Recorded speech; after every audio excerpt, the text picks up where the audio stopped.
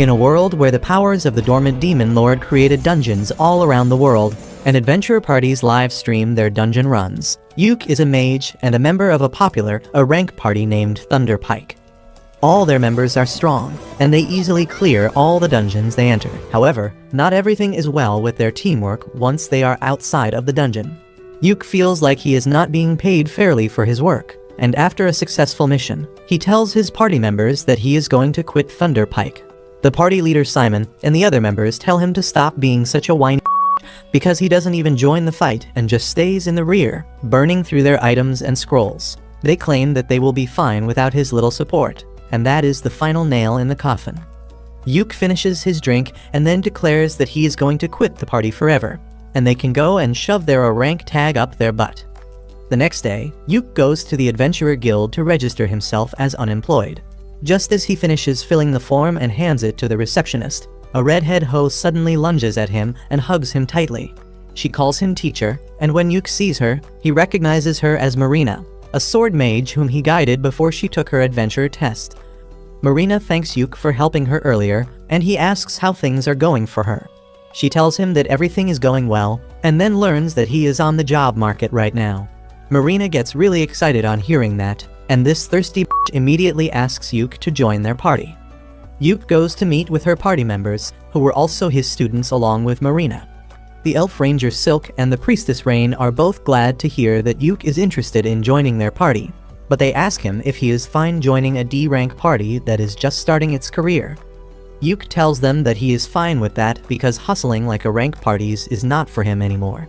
He says that for difficult quests and dungeons, he used to invest a lot of money in consumable items, so he didn't earn much. But with D-rank quests, he will be able to save a ton. With that, Yuke officially joins their party, and learns that the girls were planning to complete a quest to mine some magic iron ore today. They head to the dungeon to mine the magic ore, and Yuke feels nostalgic remembering how his journey began. He tells the girls that they can easily find the magic ore on the 6th floor of the dungeon, but they tell him that they are afraid of fighting the boss monster on the 5th floor, so they'll pass. Yuke suggests they can try looking for the ore on the 4th floor first, and they head into the dungeon. Marina has brought her grandpa's walking stick along to search for traps, but that is slowing down their pace, so Yuke decides to take the lead. He shows the girls a magic lantern that can easily detect any low-level traps, and because of that, they quickly explore the dungeon. Yuke begins recalling how this was the first dungeon he visited along with his former party Thunderpike 5 years ago, and their warrior was seriously wounded by the traps. Suddenly, he senses a monster and tells the girls to get ready to fight. They reach a room where wolf monkeys are waiting for them. Silk shoots down one of them quickly, and then Marina rushes ahead to deal with the other two. Yuke casts physical enchantment magic on her to greatly improve her abilities, and then snares the monsters to stop them. Marina easily cuts through the two monsters, and she is shocked to realize how easy it was with Yuke's magic. He tells her that he cast 3 types of enchantment spells on her at once, and everyone is impressed because doing 3 spells at once needs a lot of skill. Soon, they reach the entrance of the 2nd floor, and after checking their equipment and stamina, they head downstairs. Suddenly, a group of zombie miners attack them, and it is Rain's turn to deal with them. Silk and Marina try to fight against the zombies to buy time for her to finish her incantation, and Yuke casts a protective spell on everyone so that the zombies can't even come close. This gives Rain enough time to complete her spell, and she blows away all the zombies with her holy magic. Everyone starts praising her, and Yuke remarks that using holy magic on such a scale costs a lot of mana. He uses a skill called Refresh Mana on Rain to charge up her mana reserves, and she is astonished to learn that Yuke can use it. She tells her friends that it is a rare spell that only red mages like Yuke can use, and with just this spell, one can instantly be admitted to an A-rank party. They are all amazed, and Yuke tries acting down to earth by saying that he is nothing special. They walk ahead, and he keeps pouring holy water on the ground so that the zombies don't attack them after being revived. Silk thinks that it is going to be really expensive, and they don't have the budget for that, but Yuke tells her to relax because he brewed it himself. This shocks Rain because Yuke is not even a priest, but he replies that he can use the purified ashes of the zombies to make holy water using alchemy. Soon, they reach the 4th floor, and Yuke says that they can find the magic ore on this floor. But before going any deeper, he wants everyone to rebuild their stamina by eating something. For that, he pulls out a whole ass stove from his magic bag, which makes the girls excited. Yuk tells them that if they work hard, they can afford their own magic bag someday. He begins cooking egg and bacon for them, and then pulls out a magic pot that magically creates seafood soup for them. The housewife inside Rain gets wetter than the soup itself on seeing a pot that cooks food itself, and Yuk says that he found it in a high-level dungeon and it cost a lot to be repaired. After that, they start eating, and Silk notices that the food has extra mana. Yuk tells her that cooking is basically alchemy, and he put extra effort to empower them for mining the ore later. Soon, they find a giant rock lizard which has mineral ores on its back. Yuk slows it down with his magic, and then Marina uses her ultimate attack to kill it. She is really exhausted by using her ultimate just once, but Yuk replenishes her mana and tells her to keep practicing the skill. After that, they begin mining the ore on the defeated monster's back, but they need more, and Yuk suggests that they go to the 5th floor and defeat the boss to get what they want. The girls are afraid because the boss is a tough monster, but Yuk tells them that he will use his full power to help them. Once they reach the boss room on the 5th floor, Yuk tells the girls that he will fight alone to show them his skills. He then takes out a floating camera artifact to record the gameplay of the boss fight, and Marina suggests that they should livestream it cause it will be fun. Yuk decides to YOLO it, but then he asks the girls the name of their party to tell in the broadcast. They nervously tell him that they haven't thought of a name yet, but then Marina comes up with the name Clover on the spot. She says that the 3 girls are the ordinary leaves of the clover, and Yuk is the 4th and the lucky leaf. Everyone likes the name, and then Yuk asks the girls if they also want to feature in the first live stream of their party. They are fine just watching him, so Yuk enchants himself and then activates the live streaming mode on the camera. After that, he opens the door to the boss room and heads inside to see the giant ugly steel crab. The crab attacks him instantly, but Yuk slips from its claws and then uses 5 disabling spells to blind, poison, and paralyze it. The crab tries to attack indiscriminately, but Yuk just uses gravity magic to crush it instantly. He ends the live stream with that, and Marina immediately hugs him, almost breaking his bones in the process. Yuk then puts the crab in his magic bag, and they open the treasure chest that dropped after defeating the boss to find a ton of treasure and magic ore. After that, Yuk and his party head back to the city in a carriage. He acts polite and asks the girls how do they rate their new party member on a scale of 1 to 10. All the girls are really impressed by his overall skills in the dungeon, but Yuk thinks that they would be uncomfortable to see someone who is older than them suddenly become a party member. The girls tell him that it is not like that at all, and suddenly, Silk has a brilliant idea. She tells Yuk that he should become the party leader because he is the most experienced and powerful out of them. Yuk is flustered because he doesn't think it is right for a newcomer to become the leader, but the other girls agree, saying that their party was officially formed when they decided to name it Clover, and that makes Yuk a founding member. When the girls keep on pressuring him, Yuk finally folds and agrees to become the party leader so that he can keep everyone safe. On the other hand, his former party, Thunder Pike, is having a hard time in the dungeon. They have got an archer to fill Yuk's place, but he can't support them like Yuk used to. They struggle against a pack of monster wolves, and even the newcomer throws shade at them, asking why the hell they came to such a high-level dungeon if they are so weak. Suddenly, the witch gets bitten by a wolf, and though the party leader manages to free her, the priestess doesn't have enough mana to heal her. The party decides to retreat immediately, and as the witch lies bleeding, the priestess is still waiting for her mana to recharge. They don't have mana potions or even healing potions because that used to be Yuk's responsibility, and none of them thought to pick it up after he left. The new guy has a healing potion, but he doesn't give it so easily because he expected a rank party to have better management. Meanwhile, Yuk and his party are celebrating their first mission's success. As they drink, Yuk tells them that the reward from the quest was nothing special, but he got a lot of money from selling the corpse of the steel crab. He asks the girls about the division of money among them, and Silk tells him that they put everything in the party fund and use an allowance system for buying necessary things. She explains that they are saving money to buy their own house one day, and Yuk likes the idea. At the same time, his former party is at the same inn, and they are griping and complaining about their failure today. They blame it all on the new guy, saying that he should have been prepared better to help them. The archer gets pissed off that they are treating him like an errand boy, and says that he never thought that the famous rank party would be a bunch of sisses who can't even wipe their ass themselves. He tells them that he is quitting their party immediately, and Yuk turns around just in time to see it. He doesn't want to give any attention to his former party, so he tells the girls that after every successful quest, they will take 2 days to rest and recover. He says that he will stock up the useful items in the meanwhile, and they can head to another mission on the 3rd day.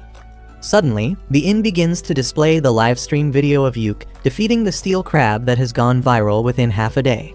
Everyone is interested in Yuk and his party because he defeated a boss monster with just debuff spells. However, this pisses off his former party members who think that Yuk is playing in the lowest league to improve his KD ratio. Turns out they are not the only people jealous of Yuk, because a fat and ugly noble is also cursing him from afar. Anyway, 3 days later, Yuk reaches the guild to pick a quest that is easy enough for the girls, but gives a good reward as well, and the receptionist suggests him a C-rank quest to get magic stones from a waterfall. She says that it should be a D-rank quest, but some strange monsters are roaming around the region recently, so it has become more difficult. As Yuk is in the middle of thinking about it, the girls come running there, and they agree to take the quest without even asking about it. Only after the receptionist leaves to register the quest does Yuk get a chance to explain that they may have to face a monster during the quest. The girls still decide to take the quest to earn more points and money. Yuk tells them to get ready and meet him in 30 minutes, and then the receptionist comes with a receipt of the quest. She tells Yuk to livestream his quest fights because he has become a minor celebrity after his last livestream. He leaves the guild with that and immediately senses someone following him. He leads the stalker into a shady alley, and it turns out to be the jealous ugly noble.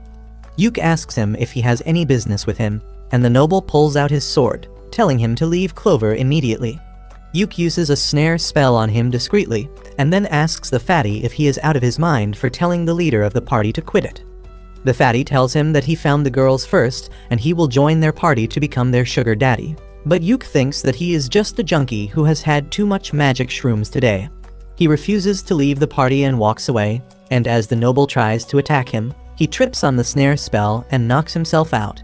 Once Yuk joins the girls to go on the quest, they tell him that the fat incel had approached them a few days earlier, and he offered to join their party like he was helping them out. However, his skills were mid, and they decided to ignore him since he wasn't taking no for an answer. Yuk also thinks that the guy must be dumb if he can draw his sword so casually in the streets, and he decides to report him to the guild once they return. After that, Yuk brings up the topic of their quest, and says that while the quest is really simple, they may have to deal with some wild beast-type monster. The girls tell him that they have been to the area around 2 months ago, but they didn't face any monsters back then, and there were no ordinary animals around either. The second part worries Yuk, and he says that the only reason all animals run away from the forest is because of a strong monster. He tells the girls that the monster was present in the forest that time too, but they were lucky enough not to encounter it. He says that as soon as they reach the forest, he will start recording everything, and if they run into the monster, he will live stream it. It will be the best if they win, but if they lose and have to run away, he wants the video to be live so that the guild can see them and send help on time. Soon, they reach the forest and Yuk starts recording as they walk inside. He walks at the end of the group because wild beasts attack any group from behind, and tells the girls not to worry about him because he is wearing a special warlock armor that gives him very high defense stats. They reach the waterfall soon, but then Yuk senses something and immediately turns the live stream mode on. Just 1 second later, the monster terrorizing the forest comes out, and to Yuk's horror, it is a high-ranking monster called the Zarnag, which is found in the deepest level of high-ranking dungeons. Everyone panics on hearing that, and Yuk steps in front of the girls. He tells them that they need to escape immediately, because they will die if they fight against the Zarnag. He decides to stay back and stop it till the girls reach safety, and the guild sends backup. But suddenly, Marina draws her sword, telling Yuk that she isn't leaving him behind. Silk and Rain also agree with her, and they begin using their abilities to slow down the monster so that they can kill it. Yuk has no choice but to let them in on the action, so he first enchants their physical abilities. Marina rushes ahead to stop the monster while Rain chants her spell, but she gets slapped away. Yuk tries to stun the monster with lightning magic and then casts multiple debuffs on it, but despite that, it doesn't seem to slow down. Yuk realizes that it is a special monster, and he asks Marina to buy him some time so he can use a very powerful spell. Marina begins fighting against the monster, and then Silk calls the forest dryads for help and binds the monster with vines. As the two girls try their best to stall the monster, Yuke finishes chanting his tier 5 spell, Prismatic Arrow. He tells Marina to get back before he shoots it at the monster with devastating power. As the prismatic arrow hits the monster, it groans in pain, but nothing more happens. Yuke thinks that he failed to do any damage, but as the monster charges towards them, a black liquid starts coming out from all its holes. The monster seems weakened by his attack, but it is still strong enough to attack them, so Rain decides to finish it with a powerful magic attack. She uses the tier 5 spell Thunderbolt to hit the monster, but despite that, it doesn't go down. However, Yuke realizes that the monster has been stunned by the strong attacks it took, and this is the perfect chance to finish it off. He tells Marina to go ahead and kill the monster, and she dashes towards it, activating her ultimate skill just as Yuke enchants her sword to land a critical hit. The monster's head falls into the river as the sky clears, and it releases a fountain of blood. Everyone is relieved at this, and then Yuke remembers that he was live streaming this fight. He thanks all the viewers for watching the fight till the end, and then ends the stream. The video is an instant hit in the city, and the popularity of the Clover Party rises further. But the leader of Yuke's former party is pissed because of that. Meanwhile, Yuke is feeling dizzy after using too much mana in the fight earlier. Behind him, the girls are excitedly chatting about their fight, and Yuke thinks that this video will give their careers a huge boost. He approaches them, congratulating them for the successful mission, but adds that he is going to spank them for not listening to his orders earlier. The girls confront him, saying that they are going to lecture him too because he was planning to sacrifice himself just now, and they won't have allowed that to happen in any case. Yuke realizes that this is a 1 versus 3 match and he can't win against the girls, so he says that they will review the mistakes they made later. Soon, they reach the lake where they are supposed to complete their mission, but the girls get in the mood for a swim. Yuke tells them to take a dip in the time he sets up camp. As he hears the girls happily splashing around, he remembers how he was training them to be adventurers just 6 months ago. He kept telling them about the ways in which they could improve themselves and their party, but he always had the feeling that they would make a great team. He is still surprised by the fact that he ended up in the same party as them and thinks that life is too uncertain. A few days later, Yuke and the girls are summoned by the guild master, and the girls are anxious about the meeting. Yuke believes that the guild master wants to talk about the high-level monster they defeated in the forest, because a dangerous quest like that should not have been given to a D-rank party like them. He thinks that normally, any guild master would praise them, but he knows the old man in charge of this place is not normal. Just then, Guild Master Benwood arrives there, and he immediately confronts Yuke, telling him that he has really done something troublesome this time. Yuke tells him that it is not his fault, and Benwood sternly asks him to tell him the things that he didn't mention in the report. His tone scares the girls and Yuke lashes out at the old man for intimidating them. However, that was what the guild master was waiting for, and he tells Yuke that he should have stopped talking politely earlier if he wanted him to stop acting scary. Benwood then sits down and tells everyone to take a seat too. He asks Yuke to answer his question now, and tell him what he thinks about the monster that he encountered in the forest. Yuke tells him that the signs point to it being an overflow, but not the one you will find on Anime. Benwood grows concerned on hearing that and tells the receptionist to generate an investigation quest. Meanwhile, Marina asks Yuke about overflow, and he explains that it happens when a catalyst causes monsters to come out of dungeons. If things get worse, it can lead to a stampede in which a huge army of monsters destroy everything in their path. The girls are worried to hear that, but Benwood tells them that the guild will handle the investigation. He then bows down to the 4 of them and apologizes for putting them in danger. The girls are taken aback by that and say that they were fine because Yuke was with them. The old man says that he watched the stream and he thinks they are quite skilled too, which is why he is going to promote them to C rank. The girls are delighted to hear that, and then Benwood turns to Yuke to give him another good news. He is being promoted to a rank because the prismatic arrow spell he used during the fight is a new spell he created, and all the guild officers believe that he should be promoted. Yuke can't even process what is happening, but Benwood brings out the promotion documents and tells him to sign it. Later, Yuke and the girls go to the guild inn to celebrate their promotion. Yuke hands over the earnings from the mission to Silk, who finds that the amount is much more than she expected. She stacks the gold coins to count them, and at the bottom of the pouch, Benwood has left a platinum coin as an apology.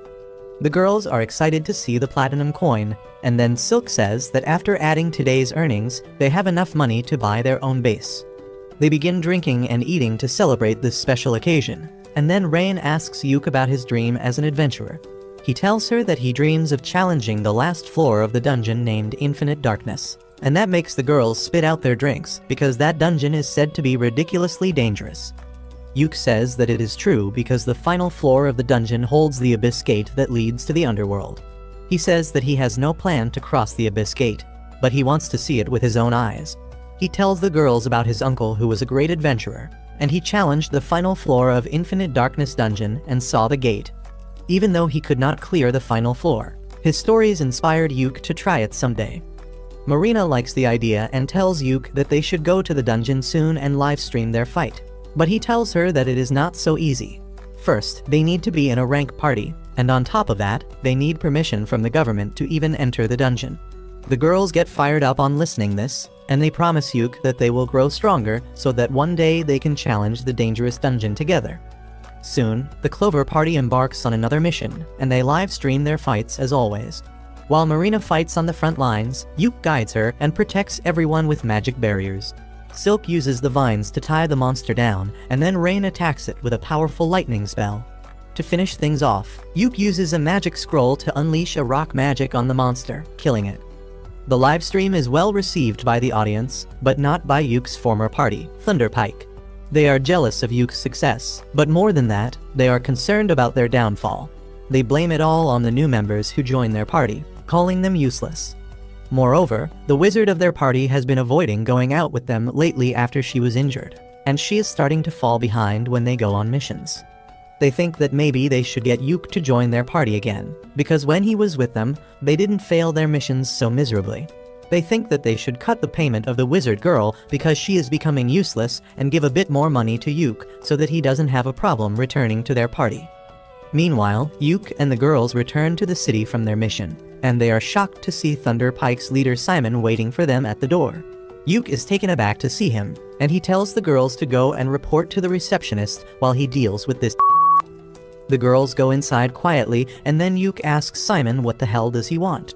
Simon invites him to talk over a drink, but Yuk refuses, saying that he is tired because of the quest.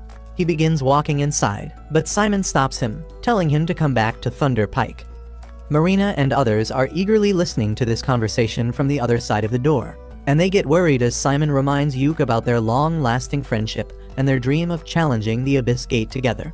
He says that Yuk will need to be in a rank party to even try that, and that is why he should rejoin Thunderpike. However, Yuk slaps his hand away, telling him that he is the leader of Team Clover and he is not going to leave them. This pisses Simon off, and he tries gaslighting Yuk into taking the blame for Thunderpike's failure after he left. However, Yuk tells him to grow up and deal with his problems like an adult. He goes inside the guild building with Simon yelling that he will regret it, and this commotion draws the attention of the ugly Fatso who tried to attack Yuk in the past. Meanwhile, Simon finds the girls really anxious about the conversation, and when he assures them that he is not going to leave the party, Marina hugs him so hard that he feels his bones crack. He somehow manages to push her away, and then they go to have drinks together. Soon after that, they get a quest from a popular armor shop called Earthy's. Yuk tells them that the shop is launching a new theme focusing on women adventurers, and since their party is 75% women, they have decided to pick them as the poster girls. The 3 girls will get high-quality armor from the shop, and the shop can use the video of them clearing dungeons to promote itself. The girls are surprised to hear this good news, and they find that they will get the armor for free, and on top of that, they will also be paid for completing the quest. They get really excited on hearing this, and soon their party goes to the city where Earthy's shop is situated. While Yuk waits in the market, thinking about the time he came to this city with his previous party, the girls get their new gear. They soon come running to show their new drip to Yuk, and he starts his blood flowing down to his 3rd leg. He then tells them that instead of live streaming their fight, this time, they will have to hand over the recording to Earthy's as per the quest. He starts recording, and then his party enters the dungeon. Yuk tells the girls that this dungeon is only 4 floors deep, but its lowest floor has the gate to a bigger dungeon, and their quest goal is to reach the 2nd dungeon. They come to an open space inside the dungeon, and Yuk picks a stone and throws it down to show the girls that a distortion in space doesn't allow anyone to take shortcuts here. He asks them to be careful that they don't fall down the stairs. While Marina and Silk agree to him immediately, Rain seems to be upset with Yuk, and he doesn't even know what he did wrong. Marina and Silk tell him that he didn't pay enough attention to Rain earlier because she is flat like the earth, and Yuk immediately notices the new ribbon around her hair. He tells Rain that she looks cute because her ribbon matches her hair color, and this needy hoe gets flustered and immediately hugs him. With that, they get down to the next floor of the dungeon, and Yuk soon detects a trap using his magic lantern. He pokes the trap with his grandma's walking stick, and suddenly, spears pop out of all 4 walls. They pass through the gap between the spears and soon encounter the first monster of the dungeon. It is a group of orcs, and Silk furiously draws her bow because elves hate orcs like Christians hate gays. Yuk tells her to calm down because her anger can break their formation, but assures her that they will completely wipe out those ugly monsters. He assesses that the orcs look like low-level soldiers, but they look more organized than he expected. He tells Rain to charge up a powerful magic attack to hit all of them at once, and then tells the other 2 girls to get ready to finish the ones left at last. Yuk casts enchantment magic on everyone, and then Rain shoots a powerful fire attack at them, burning the orcs. Next, Yuk uses a magic scroll to crush them with heavy rocks, and Silk supports him by shooting the orcs. They manage to take down 2 of them, and the remaining 2 orcs rush towards them. Yuk uses paralysis debuff to slow them down, and then Marina charges ahead, using her ultimate move to defeat 1 orc.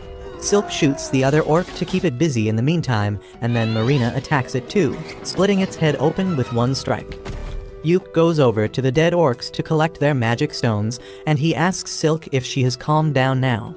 She apologizes for getting tense on seeing the orcs, but Yuk understands that it is a part of her elf DNA.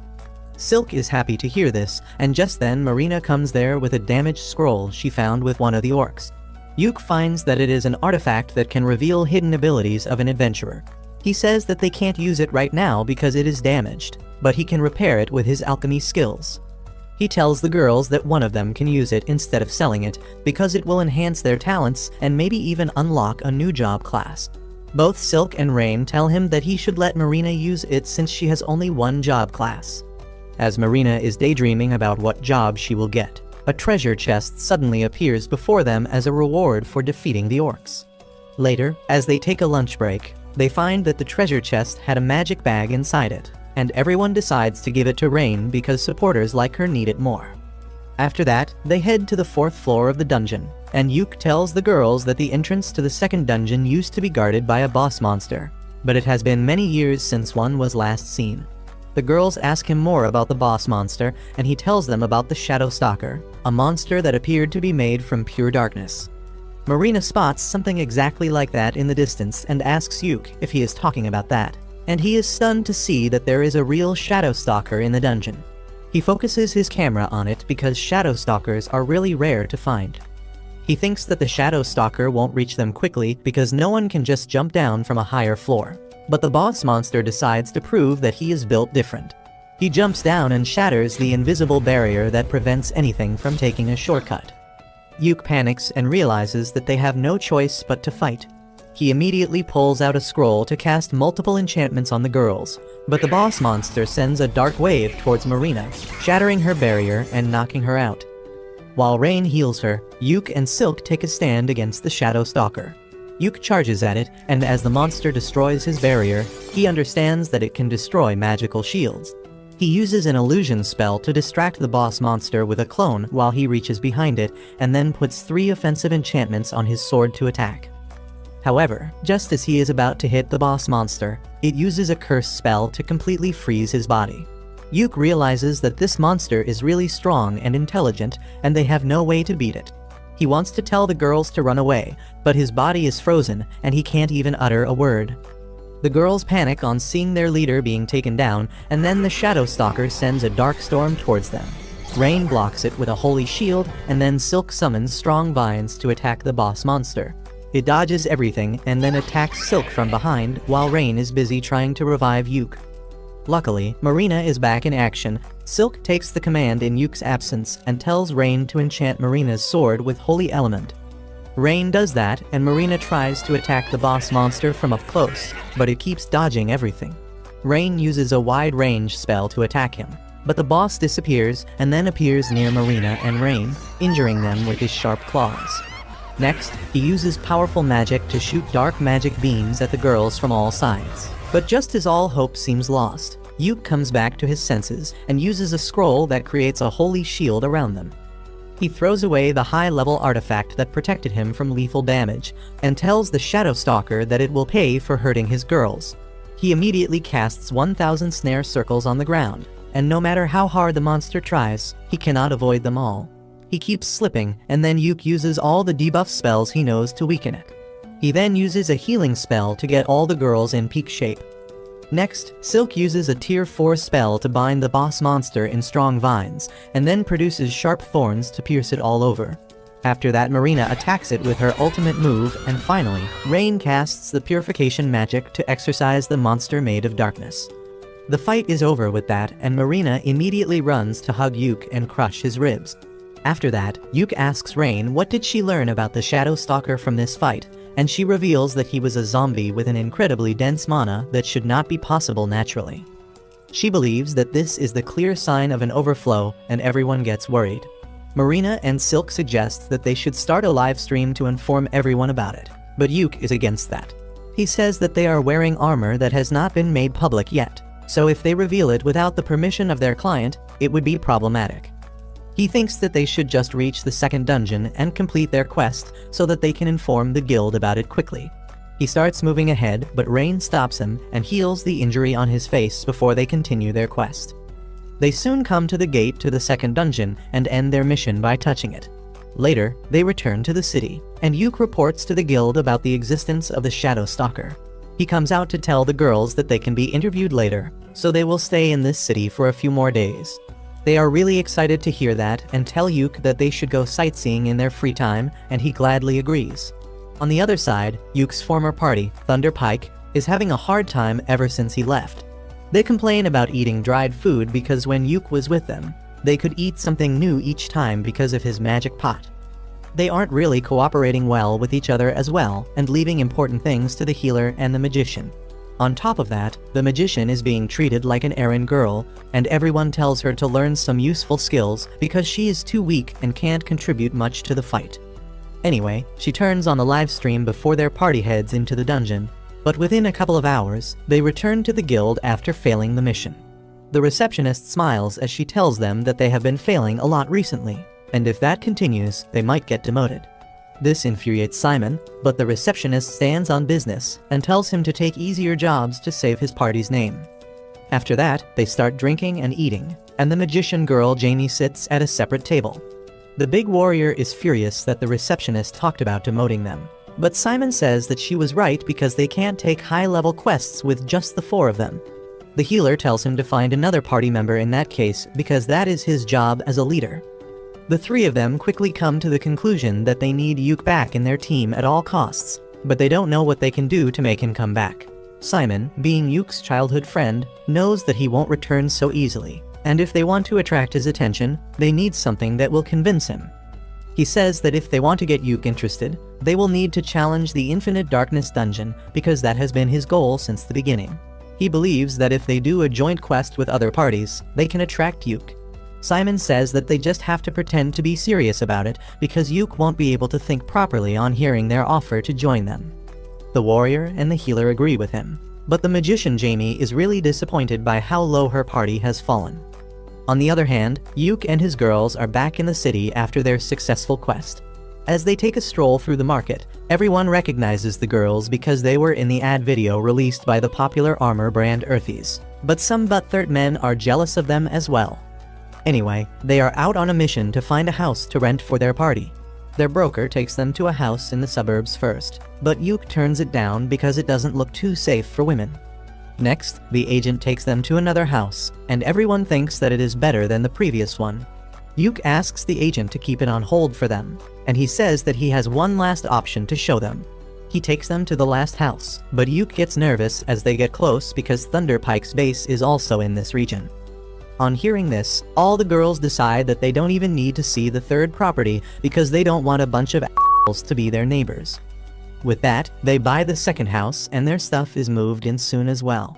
Yuke asks the girls if they have decided on their rooms because they should sort out their stuff quickly, and they say that they were just thinking about it. Silk asks Yuk which room does he want, and he gets confused because he wasn't planning on staying with them. He tries to tell them that it is not a good idea because he is a man after all, but the girls laugh at this incel who gets uncomfortable at the mere thought of sharing a house with 3 girls. Marina tells him that this is their party base, so all of them should stay together, and no one will mind if he accidentally walks in on them while they are taking showers or getting stuck in the washing machine.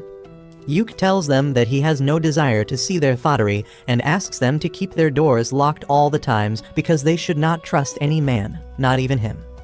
With that, they settle into their new house, and Yuk even buys a 64-inch OLED television so that they can watch their recorded videos in 4K. The girls thank him for the gift, and they make a toast to celebrate buying their own base. As they start drinking, Rain's gaze becomes glued to the TV, and when Yuk looks at the screen, he sees his former party declaring that they are going to take on the Infinite Darkness dungeon. There are going to be more high-level parties with them on the quest to investigate the dungeon, and even the kingdom has given them the permission to enter. Yuk is stunned to hear this, and his girls try to comfort him. He tells them that he doesn't have any FOMO because the dungeon is going to be there even after this mission. He says that he wants to explore the bottom floor of the dungeon and reach the Abyss Gate, but now he wants to do it with his girls. He tells them that they don't need to worry about anything, because they will reach the dungeon one day, and then they will live stream their greatest adventure. As they start eating and drinking again, a letter slips in through the door and Yuk finds that it is from the guild. He goes there immediately, and the receptionist gives him an invitation letter from Thunder Pike, who wants him to join their party for the exploration of the Infinite Darkness dungeon. They promise to make him a permanent member after the quest, but Yuk wants nothing from them, and he asks the receptionist to reject the invitation on his behalf. After that, Yuk and Rain go grocery shopping, but Simon finds them there. He is furious because Yuk denied the invitation to join their party and asks if he has forgotten his dream to explore the dungeon. Yuk remains calm and tells him that he is proud that his former party is going to explore the hardest dungeon and wishes him all the best. Simon loses his cool and says that their plan needs him to be in the party, but Yuk refuses again. Simon tries to intimidate him by shouting, but Yuk tells him to use his brain for once. He reminds him that sending a request to someone who is already in a party is considered bad manners, and he is free to refuse any requests. The asshole knight blames Yuk for everything their party has gone through after he left, but that was the final straw. Yuk can't take it anymore and tells him that leaving the party was the best decision he ever made. He begins yelling at Simon, reminding that he dumped all the tasks that didn't involve fighting on him. He says that the party had it really easy because he was doing all the important work, but they never valued his contribution. Simon is taken aback by his rage, but then Rain holds Yuk's hand, calming him down. Simon tries to convince Yuk to return, promising that things will be different this time, but Yuk replies that it is too late. He says that he is going to stick with his party Clover, and whatever happens to Thunder Pike doesn't concern him. Yuk walks away holding Rain's hand and Simon curses him, saying that they will manage it even without him. 2 weeks later, Yuk is summoned by the guild master who tells him about the abnormalities in dungeons all around the region, which clearly signals a stampede. The guild master says that even the royal scholars think the same, and the reason they gave permission to investigate the Infinite Darkness dungeon was because of this. Yuk realizes that the situation is a lot more serious than he thought, and then the guild master says that he has a quest for his party. He wants them to investigate the Infinite Darkness dungeon, and Yuk immediately shoots down the idea because it is too dangerous. He says that Thunder Pike and other rank parties are strong enough to do the quest on their own, but the guild master informs him that 2 of the parties, including Thunder Pike, have backed out. He then gives Yuk a report about the only recorded log of the Infinite Darkness dungeon, reminding him of his dream to reach the bottom of the dungeon. The guild master tells him that they need someone as skilled and resourceful as him to take charge of this investigation. The old man then gives Yuk a scroll of exit, a super rare item that can teleport one out of the dungeon. Yuk asks why is he so insistent on him to take the mission, and he replies that he is the only person whose information he can trust. Just then, the receptionist comes there and hands over the official quest letter from the king to Yuk. He realizes that it will be tough to turn down the mission now, and tells the guildmaster that he will consult his party members before giving a final answer. Once he reaches home, he explains everything to the girls and says that they should turn down the request because it is too dangerous and they are not prepared for it. The girls, however, think that they have the latest equipment, and with some luck, they can manage to investigate the dungeon. Yuk is still not convinced because he is scared of losing them, and Rain hugs him, asking him to show more trust in them. The other girls also tell him to stop hesitating and chase his dreams freely, because they want to rise up in the world of adventurers with him. Their words give Yuk confidence, and he goes to the guildmaster's office with the girls and accepts the quest. He says that they might need another party member to fill in the role of a scout, and the guildmaster says that he has already prepared for that. On his cue, the receptionist comes there with a nervous cat girl who introduces herself as Neen. She says that she specializes as a ninja and wants to join their party for this mission. Yuk has no problem with a new party member, and they immediately go to the entrance of the Infinite Darkness dungeon, which surprisingly was under the guild building the whole time.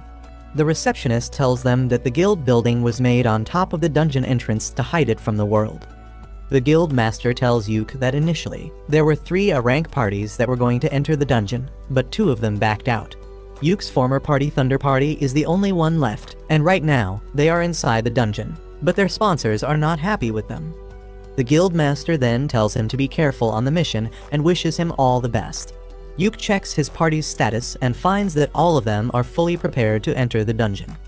With that, the entrance to the dungeon is opened, and Yuk starts the live stream before heading inside. The space inside the dungeon is warped with irregular gravity, but the party is able to walk through the passageway without difficulty. The cat girl Neen uses a magic lantern to check for any traps and a magic compass to find the direction. She finds no traps nearby, so she decides to go ahead and scout the area on her own before everyone else can catch up. In the meantime, the girls ask Yuk how is he feeling after coming to the Infinite Darkness dungeon that he has always dreamt of. Yuk tells them that it isn't as emotional or thrilling as he imagined, but Silk says that she is feeling quite excited. She says that her main reason to start adventuring was money, but when she heard Yuk talking about his dreams so passionately, she changed her mindset. That is why she feels really excited to be standing in this dungeon alongside Yuk, because he is very close to fulfilling his dream. Yuk is glad to hear that, and just then, Neen returns with her report. She found nothing dangerous on the first floor and even located the entrance to the first floor. But it is even more weird. There is a sunken ship in the middle of a forest on the first floor, and Yuk keeps looking around for anything more suspicious or out of place. He tells the girls that Thunder Pike has already reached the 8th floor of the dungeon. Marina says it is too slow because they started their journey 2 weeks ago. Yuk says that their pace is going to be even slower because they just have to investigate the dungeon for any odd thing.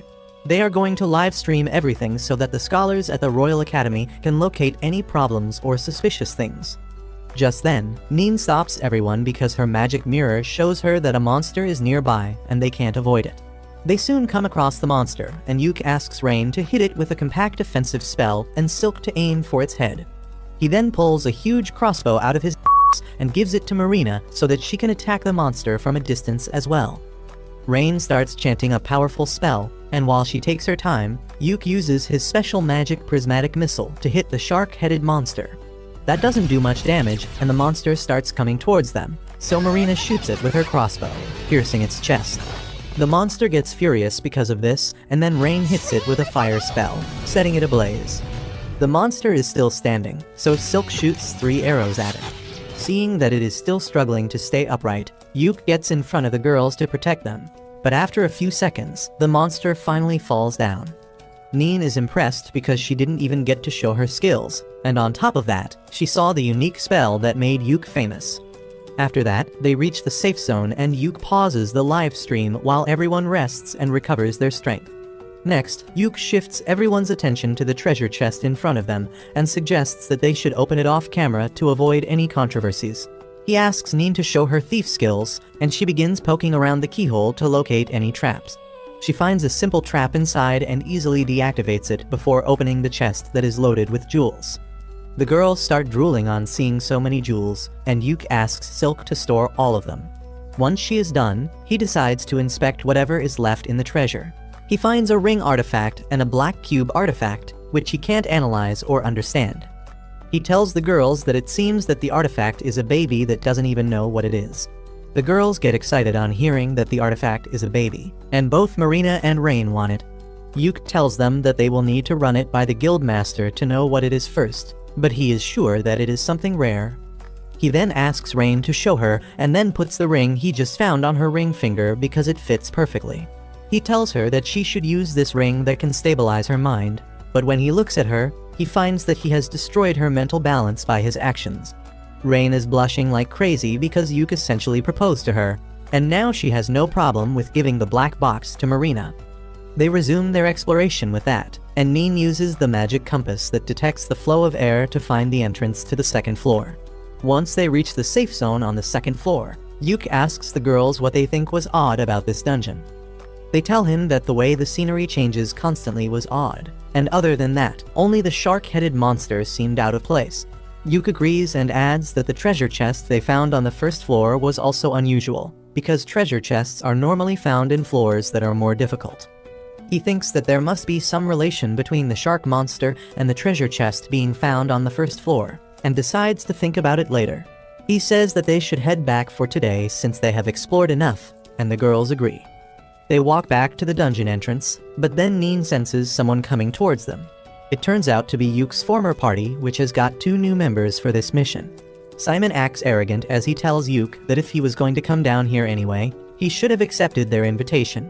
Yuke replies that he was not going to fall for his scheme, and then reveals that they are here on a formal mission from the king.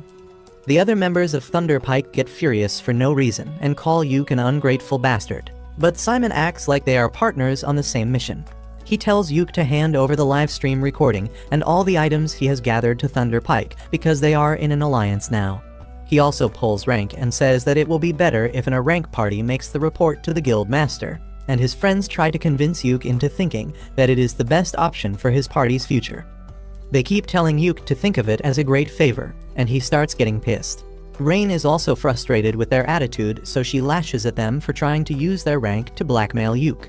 Simon's party members tell her to shut up, calling her a savage dark elf, and that is when Yuke runs out of patience. He lashes at the warrior and the priestess, telling them that he won't tolerate anyone who insults his party members. He even gets ready to draw his sword against them, but Simon tries playing cool and asks him to hand over his loot. Yuke just slaps his hand away, telling him that he will never work with nasty a**holes like them. He leaves Simon and others shocked with his response as he tells his girls that they should return to the surface. This entire conversation was live streamed, and everyone who watched it thinks that it will cause a big problem soon. Well, it does cause a big problem, and not for Yuke's party, but for Thunder Pike. 2 days after this incident, they are summoned to the guild master's headquarters, who tells them there have been multiple official complaints against them from their sponsors, the Country of Elves, and the guild headquarters. Simon doesn't take it seriously and says that the bigger problem should be a C-rank party insulting a rank party like theirs. He adds that the guild should never have let a party with a savage dark elf in it enter the dungeon in the first place. But the guild master punches this racist piece of shit before he can complete the sentence. The guildmaster walks towards him as he says that since an A-rank adventurer like him made racist remarks against a dark elf on a live stream, it has harmed the reputation of their country. He grabs Simon by the throat, saying that his actions can cause serious problems between their country and the elves, and to prevent that, Thunder Pike will have to do an apology stream. Not only that, they will be put on trial, and in the worst case, they may be exiled forever. He lets him go with that, and Simon says that it is an unwise decision because if they exile an A-rank party, they won't have anyone to explore the dangerous dungeon. The guild master reveals that there will be no problem because Yuke's party has been given a temporary A-rank for this mission, and they have already shown great results. Despite this warning, Simon is not ready to apologize to anyone, and he curses Yuke for setting him up with his livestream. As he is busy cursing him in the middle of the street later, the fat ugly noble comes there and tells Simon that he has a way to get revenge on Yuke that will benefit them both. On the other hand, Marina approaches Yuke because she has figured out the use of the black box artifact. Yuke is eager to learn how a dumb like her could discover it, and Marina replies that after she spent enough time with the box, the idea came to her naturally. However, she can't use it by herself, and she needs Yuke's help to fully activate the artifact. He thinks that it needs a touch of his alchemy skills, but instead, Marina just asks him to hold the box and think about her. Yuke thinks about Marina as a fighter, and suddenly, the black box transforms into a special sword designed just for her. Marina is overjoyed to see the sword, but Yuke doesn't even understand what is happening. Marina refuses to explain things to him, and just says that the black box was like a baby. and it needed a mom and a dad before it could start functioning. Yuke gets embarrassed on hearing that, while this psycho bitch starts cuddling with the sword itself. The next day, Yuke and the Clover Party go to the Infinite Darkness dungeon again, and he turns the live stream on in advance. He then tells the girls that their mission for today is to reach the stairs in the 3rd floor of the dungeon, and they will decide whether to explore more or return based on what they find there. They quickly cross the 1st floor without issues and then reach the 2nd floor, which is much different than they expected. It is a vast grassy plain, and even the sky is there despite them being inside the dungeon. Everyone is left astonished by this sight, but Yuke tells them to take a deep breath and calm themselves. He says that there are records of some dungeon floors copying the outside world, but they are always found deeper than the 20th floor. He wonders if this floor is like the outside world because the dungeon layout changed, or if the lower floors of the dungeon are moving upwards because of some irregularity. No one has any answer to that yet, and Yuke decides to find more about the floor first. He asks Nin to do her thing, but her compass that tells the wind direction is not working because the wind here is too strong. Rain suggests that she can use her telescopic eye spell to scan the area quickly, and Yuke tells her to go ahead. This thirsty hoe climbs on his shoulders, and he begins melting under her thick thighs. Rain then uses her telescopic eye spell to look far away and finds a house in the distance before her eyes get tired. Yuke decides to check the house out, and on the way, he tells the girls that ruins are commonly found in dungeons, but a complete house appearing is a really suspicious thing. Moreover, he is worried about the sun in the sky. He believes that it is some sort of artifact that is giving them light and heat, but if it is designed to work like the real sun, it may set when night arrives. He thinks that it may be one of the dungeon floor mechanisms, and suggests that they take action while the sun is still shining. Soon, they reach the house and surprisingly, it looks newly built. Rain can't sense any mana coming from it, but Yuke refuses to believe that it is a normal house. Suddenly, the house door opens and an old woman comes out holding a tray with tea and pumpkin pie. She treats Yuke and the girls as guests and asks them to come and have tea with her, but they are incredibly alert now. Yuke refuses her offer, saying that they don't think they should come inside her house because it is suspicious, and the old woman says that he shouldn't resist because it is going to be night soon. Just as she says this, the day turns into evening and the house starts growing bigger. Yuke feels strangely drawn towards the house but stops right before entering it, and the old lady reveals her true form to be a goth mommy. She tells Yuke that he is a smart one to realize that coming inside would have been dangerous, and then her house grows even larger, turning into a dark castle where she sits on her throne after turning into a lowly. Yuke realizes that the woman in front of them is Persephone, the ruler of the underworld. Persephone is again impressed by how smart he is, and says that she is going to trap his soul and that of his friends for her entertainment till eternity, and they can't do anything about it. Yuke suddenly kneels before her, respectfully greeting her and saying that he will meet her again when his time comes, but not today. Persephone reluctantly takes his word, but she puts a curse mark on him to always remind of his promise. With that, Yuke tells the girls to run back to the 1st floor immediately and uses physical enchantment magic, allowing them to reach the safe zone before the dark mist of the castle catches them. Yuke ends the livestream and his girls give him a mirror so that he can see the curse mark on his face. Rain examines it and finds that it is way beyond her level, and Yuke tells her that he will hit the temple as soon as they reach home to do something about it. They begin having lunch with that, and Yuke tells the girls that they were just in Persephone's territory, which is mentioned in the old myths where daytime is just like Earth, full of life, but when night comes, it becomes the underworld and everything reverses. Yuke suddenly comes up with a theory about the underworld being found in the dungeon, and says that it must be because of the abyss gate located at the end of the dungeon. He says that different worlds are connected to each other through the abyss gate, and the infinite darkness must be a special dungeon that can replicate those worlds inside it. He thinks that Persephone's world is one of such worlds, but the bigger mystery is how something so dangerous was present on the 2nd floor of the dungeon. Suddenly, Yuke comes up with another theory that states that maybe they did not go to the 2nd floor, but to the 30th floor, which is the last explored floor of the dungeon. Rain seems to agree with him, and she says that maybe the stairs are making them skip a bunch of floors and leading them to random floors instead of going in the proper order. Yuke wonders if they should use the scroll of exit to teleport outside right away, but the girls suggest that they should recover their strength and try to reach the floor above them before taking the extreme step. Yuke listens to their suggestion, and all of them go to sleep. The next day, Yuke opens his eyes on hearing Simon's voice and finds that he is tied down. He doesn't understand what is going on, and Simon tells him that he followed him here to settle the score with him. He tells Yuke not to try anything because his party has his girls as hostages, and they have even put a slave collar around Rain's neck, which he got from one of his sponsors. Yuke tells him that if word about this gets out, he will be arrested, but Simon doesn't care because he is already at rock bottom. He tells Yuke that there is a way in which the girls don't get hurt, and that involves him signing a contract that reads that Clover and Thunderpike had formed an alliance when the mission started, and racist remarks against elves were common in Clover. Thunderpike was doing just what they do, so the root of the entire problem is Yuke, who started it all.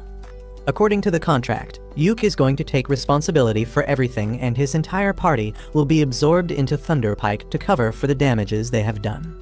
Yuke is aghast on reading all this, and he says that he thought Simon was just an idiot, but he turned out to be an absolute Simon kicks him for saying that, and then starts stomping on him angrily, saying that if he doesn't comply, he will give the girls in his party all the STDs he has, and then kill them.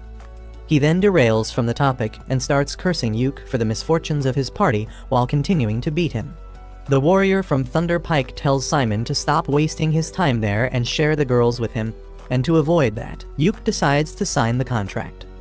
However, just as he is about to sign it, the dungeon begins to shake, and then the floor suddenly collapses. Simon and his friends fall down first, and when Yuke goes to help his girls, he finds that Simon has taken his magic bag. He can't do anything in this case, and the ground under them collapses too. However, the magician girl Jamie, who is finding it hard to keep up with the scumbags of Thunderpike, uses a spell to slow down their falling speed. Yuke thanks her for saving them, and Simon can't stop cursing her. Just then, a huge horde of orcs come out and Jamie immediately gives Simon his magic bag before waking up and freeing his girls. Simon uses a scroll to keep the orcs away, and then decides to use the scroll of exit to get out. He asks Jamie to bring Simon and others in range as well, and she asks if he is sure about it after all they did to him. Yuke says that the law will decide what to do with them, but Simon has other plans. He takes Rain hostage and tells Yuke to save him if he wants to see the girl. The orcs start attacking them and Marina and other girls hold them off. Simon once again tells Yuke to save him, but then Jamie tackles him from behind, letting Rain get away. Simon kicks her and then starts walking towards Yuke like a deranged lunatic, even abandoning his party members who can't move. Jamie shoots a magic bullet at his knee to stop him from hurting Yuke anymore. Yuke asks her to come now, but she refuses, deciding to accept her fate with her old party instead. Simon tries ordering Rain through the slave collar to obey him, but Yuke teleports his party away before that. Simon gets frustrated and desperate because of this, and he decides to put forbidden muscle juice into his body to fight against the orcs who are gathering around him. Soon, Yuke and his party reach their home, and they find a recording stone left in Yuke's bag. It contains a message from Jamie, who just wants to apologize to Yuke for everything. She says that Yuke always arranged a necessary medicine for her sick brother, and she kept pestering him to give it to her for free without knowing how expensive it was. She feels pathetic about it, and says that she learnt Yuke's value only after he left her party. She thinks that if she had apologized to him sincerely earlier, he might have forgiven her and even let her join his party. Now, she thinks it is too late for anything like that, and that is why she is recording this message to make up for her past actions. Suddenly, Simon yells her name, and she abruptly ends the recording, but not before revealing that the list of the evil deeds of Thunderpike are recorded on the magic stone. Yuke feels terrible on seeing the message because after everything Jamie did to make sure he escaped the dungeon unharmed, he left her behind to die. Rain tries comforting him, saying that they had no other option, and then the guildmaster tells them that he just got a distress message from the Infinite Darkness dungeon. He plays the message on the TV, and it is just a voice note from Jamie saying that the dungeon is in a bad shape and the floors are falling apart. The guildmaster says that they are wondering if they should send a rescue team or not, and Yuke suddenly volunteers to go in and save Jamie. He asks the guildmaster to find another scroll of exit, but the old man tells him that he will be the one to decide if it is worth sending a rescue mission. He leaves the room with that, and Yuke tells his girls that he will go in alone to save Jamie, but the girls tell him that they too owe their life to Jamie, so they will come along. Yuke then decides to do something about the slave collar around Rain's neck, and he recites an unknown spell to deactivate the collar. Everyone is surprised to see this, and Rain says that she has never heard of a spell like this. Yuk believes that it is some sort of dark magic spell that was forced into him by the goddess of death Persephone along with her curse mark. While the girls are worried about him, Yuk thinks it is a good thing that he got the attention of the goddess of death. With that out of the way, he starts planning the rescue mission, when someone suddenly starts knocking at his door quite violently. Yuk opens the door and finds the fat, ugly noble there, who tells him that he should have opened the door quickly for his master. Yuk tells him to get the hell away from his home, and when the man tries punching him, he just kicks him where it hurts the most. His guards try to attack Yuk, but Marina and Neen quickly knock them out.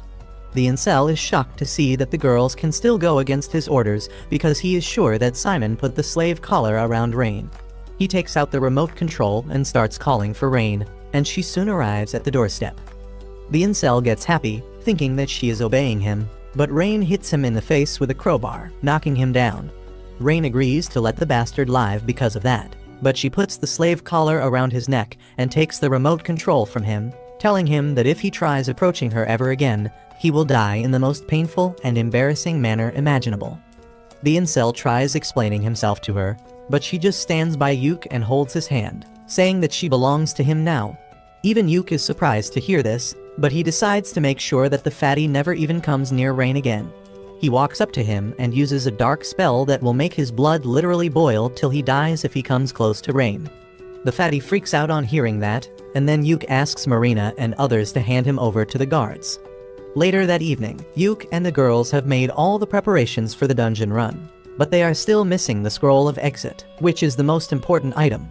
Yuk fears that the guildmaster might not find another one in time because they are so rare, when a veteran adventurer named Lucent knocks on his door. He is there to give Yuk a scroll of exit, because he believes that rescuing friends from danger is one of the most important duties of an adventurer.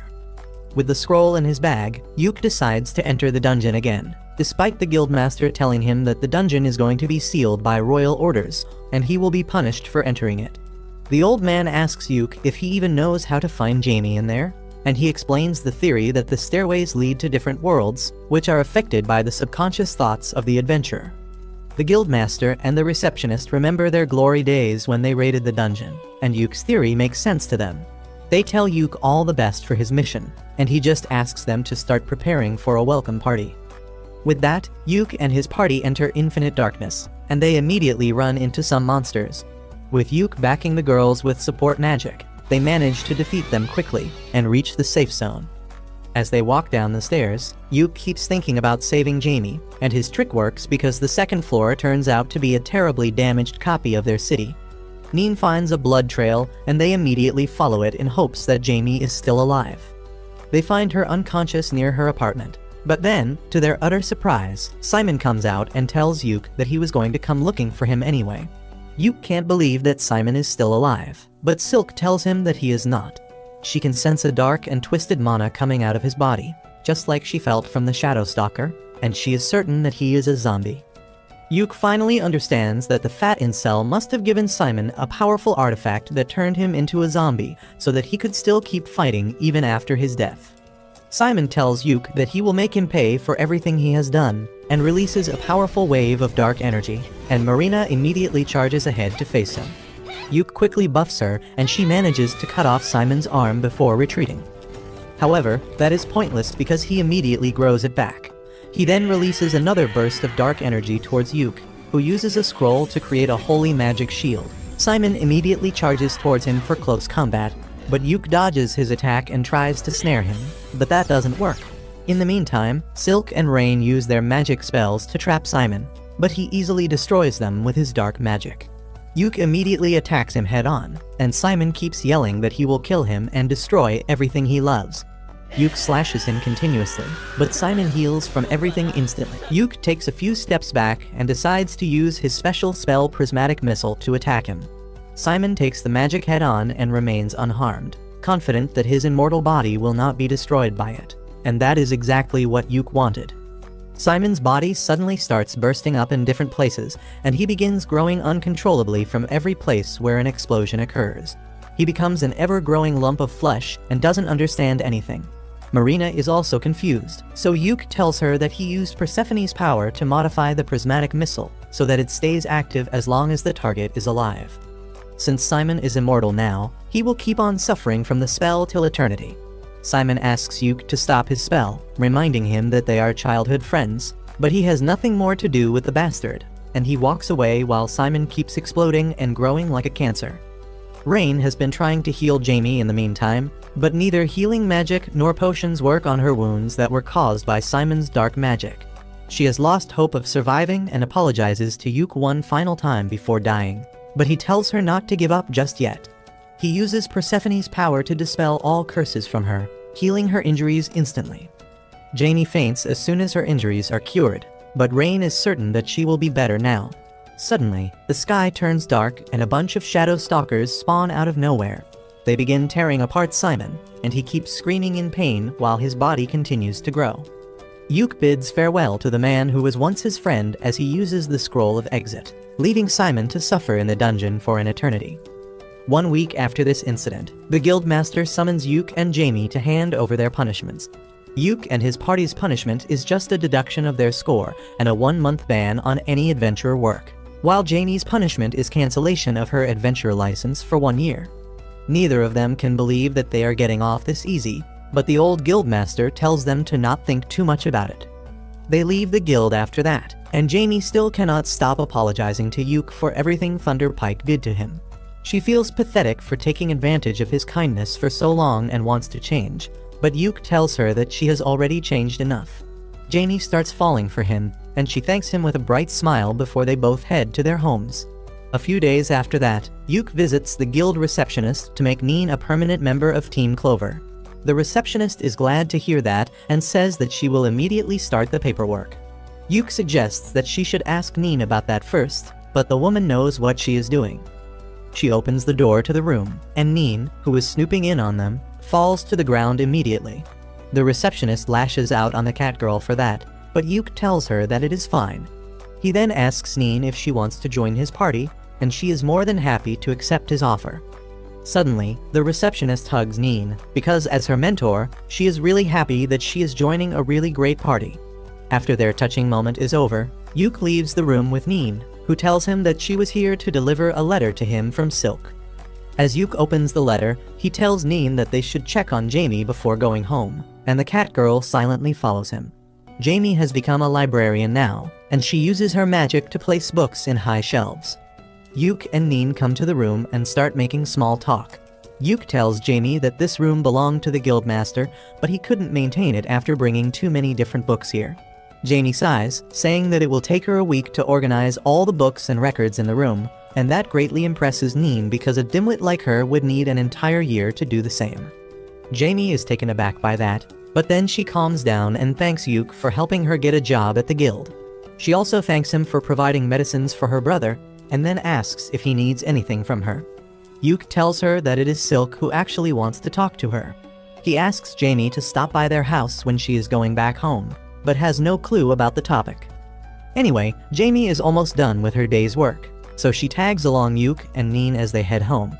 They begin talking about the weather like boring people, and Neen says that she doesn't like winter at all. Yuke tells her that his hometown got a lot of snow during winters, and he begins recalling the fun moments he had with Simon in their childhood. He gets depressed because of that, but the girls realize what he is thinking and snap him out of it. Soon, they reach their house, and Yuke urges the girls to go in first. They are surprised and suspicious of his actions, but still decide to follow them. As they open the door, Silk and others burst some party poppers to welcome Neen and Jamie to the Clover party. Both of them are really surprised, but that was what Yuke and his girls had planned for them. Jamie gets mad at him for deceiving them, but Neen is really thrilled about it.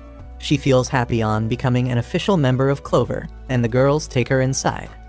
Jamie, however, stands in the doorway with her head hung down, and Yuke asks if she doesn't want to join their party. She emotionally tells him that after everything she has done to him, she doesn't deserve to be in his party. Silk and others return to the doorway on hearing this, and they tell Jamie that she is one of them now. They remind her that she saved their lives, so everything is even between them, and they could surely benefit with one more member in their party. Jamie is moved to tears on hearing their kind words, and then the welcome party starts. Yuk raises his glass to make a toast, but Marina interrupts him, saying that there are 6 of them, and she has never heard of a 6-leaf clover.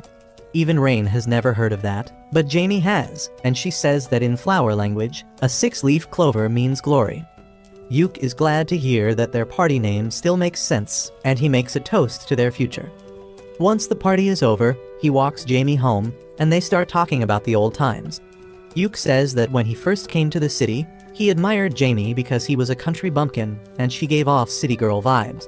Jamie also remembers the time when Yuk was completely clueless about most things in the city. To hide his embarrassment, Yuk says that Simon was the same as him, but the mention of Simon turns the mood of the conversation gloomy very quickly.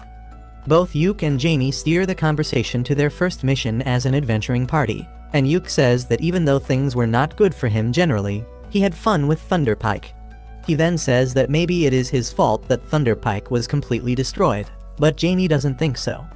Yuk says that things would have been different if he confronted the other party members, but Jamie says that they would have not realized the value of his hard work back then, and he would have left them anyway. She holds Yuk's hand, telling him that it was not his fault. She says that she will repay him for everything once the ban on her is lifted and she becomes an adventurer again. After dropping her home, Yuk returns back to his place and finds Rain washing dishes by herself. She tells him that Neen was really excited about moving all her stuff in today itself, so she took Marina and Silk to help her. Rain had to stay behind because she lost in rock paper scissors, and now she has to do the dishes alone. Yuk starts helping her out, and Rain starts having fun seeing themselves working together. She says that they look like a newlywed couple, and that statement catches Yuk completely off guard. Rain starts sulking that he reacted so shocked, and she asks Yuk to come clean with his feelings. He suddenly holds her hand, and they both start blushing as Yuk says that he is not sure what he should do. After staring at each other for a while, Rain kisses him on the cheek, telling him that this is how she feels, and asks him to give his answer later. Yuk is completely flustered now, but before he can react, Neen and others return. They call Yuk to help them move the heavy stuff, and he runs away, still flushing red. A month later, the suspension on the Clover Party is finally removed, and Yuk visits the guild building to get some information about the available quests. The receptionist has a little insider news for him, and she informs him that a new dungeon has been discovered recently. Yuk is shocked to hear that because the last dungeon was discovered 10 years ago. The receptionist tells him about the dungeon's location and says that it would be a nice place to do the comeback live stream of the Clover Party. Yuk begins thinking about it, and then the receptionist adds that the royal scholars think that the abnormalities with all other dungeons were because of the appearance of this new dungeon. Since the Clover Party did a great job investigating the Infinite Darkness dungeon, the scholars want them to investigate the new dungeon as well, and the kingdom has issued an official mission request for them. Yuk is surprised and thrilled to learn that the kingdom is giving his party another great chance, but he cannot give an answer to the request before consulting his party members. He returns home to share the information with the girls, but he only finds Marina doing maintenance on her gear, while the other 3 are busy elsewhere. Yuk decides to tell them about the mission request at dinner, and Marina tells him that she is going to the guild for a bit because Jamie had something exciting to share with her. Just as she leaves, Rain comes out of the bath with her hair dripping wet, and tells Yuk to dry them for her. He does as he is told, and after that, Rain heads for a nap, inviting Yuk to join her, but he is a wimp to jump at the offer. Just then, Silk comes there with some coffee for him, and as they sit down to have a sip, Yuk decides to share the information with her first because she is the most responsible member of the party. Silk is also really excited to hear about the new dungeon, and asks Yuk if he has any details about the mission. He tells her that he forgot to ask for the details and decides to visit the guild once again. Silk asks him to visit Jamie in the guild as well, and invite her and her brother to the party they are throwing to celebrate the ending of their suspension. Yuk tells her that he will do so, and then Silk suddenly starts acting shy, asking him to take some free time and spoil her like he spoils Rain. Yuk panics on hearing that, but Silk dismisses it as a joke and sends him away to the guild to get information about the new dungeon. Soon, Yuk and the girls head to the city of Duna, where the new dungeon has been found. Yuk drives a carriage while the girls keep chatting about how excited they are to go to a faraway city to explore a new dungeon. After 2 weeks of traveling, they finally reach the trade city Duna. They immediately reach the market as soon as they enter the city and find that it has different kinds of stores they have never seen before. Yuke grosses Marina out by saying that people here eat three-eyed frogs stewed in snail slime, but then tells her that he was just joking. He suggests that they should try out the food in this city before they go on the dungeon exploration mission, and then promises Rain that he will visit an artifact shop with her too. Rain notices that a lot of adventurers are in the market, and Yuke suspects that the news of the new dungeon has already spread. He points out that there are even adventurers and soldiers from nearby countries here. The nation whose presence is felt most strongly is Salmuteria, a nearby country with a very strict social hierarchy. Yuke tells the girls that the people in Salmuteria are quite proud and rigid when it comes to their family and bloodline, so they all have unique designs on their clothing that show their family and status. Marina suggests that they are practically a family too, so they should also design matching cloaks and armbands for their party. Everyone likes the idea, and Yuke says that he will come up with something later. But then he begins to think of ways to make the matching accessories useful as well. Soon, they reach the Adventurers Guild, and while Yuke and Silk go to talk to the guild master, the rest of the girls decide to chill at the pub. Yuke and Silk meet the ugly old hag Maniela, who is the guild master of this city, and then Silk begins asking her about the details of the mission. Maniela tells them that they don't need to map the dungeon, but they are free to do so if they want. She also says that all the items that the Clover Party finds during its exploration are theirs to keep, but the guild will check them first and put them on a list in case they are dangerous. While Silk is talking with the old woman, Yuke keeps staring at her. She tells him to stop trying to appraise her because that is rude, and Yuke immediately apologizes. Maniela tells him that it is natural for him to beware of someone he has met for the first time, but she assures him that they are going to be honest business partners for some time now. She then tells Yuke that she is not just an ordinary old woman, but a member of the legendary party who reached the final floor of the Infinite Darkness dungeon. Benwood, the guild master from the previous city, was a member of the party, and so was Saga, Yuke's uncle who inspired him to become an adventurer. Yuke is astonished to hear all this, and then Maniela tells him to stop being so nervous around her. She wishes him all the best for the mission, and then gives him a map to the inn where she has arranged for his party to stay. Once they leave the guild, both Yuke and Silk try to relax because being with the old hag really exhausted them. They decide to check out the hotel she has arranged for them after picking up the rest of their party members from the inn, but when they reach there, they find them in a fight with a group from Salmuteria. The people from Salmuteria speak a different language, but they are obviously pissed at Marina and others, who hold their ground and tell them to get lost. While the rest of the customers are waiting for a fight to break out, Yuke arrives there and immediately rushes ahead to solve the matter. Marina tells him that these bastards were trying to force them to pour their drinks, and then some. Yuke realizes that they were trying to aggressively pick his girls up, and he tells the men that they should stay away from his friends. However, his Salmuterian is not up to the mark, and he ends up telling the drunk men that all the women in his party are his wives, and he makes love to them every night. The men are taken aback by this and leave immediately, and only Rain really understands what Yuke just said. Once the fight seems to be over, the crowd disperses, but Rain and Neen are still furious. After that, Yuke leads the girls to the place they will be staying, and on the way, he explains that Salmuteria is the worst nightmare of all feminists because women are treated as property there. That is why the drunk men tried to force themselves on Marina and others, but they also have strict laws that can backfire on them if they try to steal another person's woman. Yuke explains that when he said that they were his companions, the men must have understood his point and left to avoid conflict. Marina, the submissive gets excited on thinking that Yuke called her his property, but he tells her that it is not what he meant.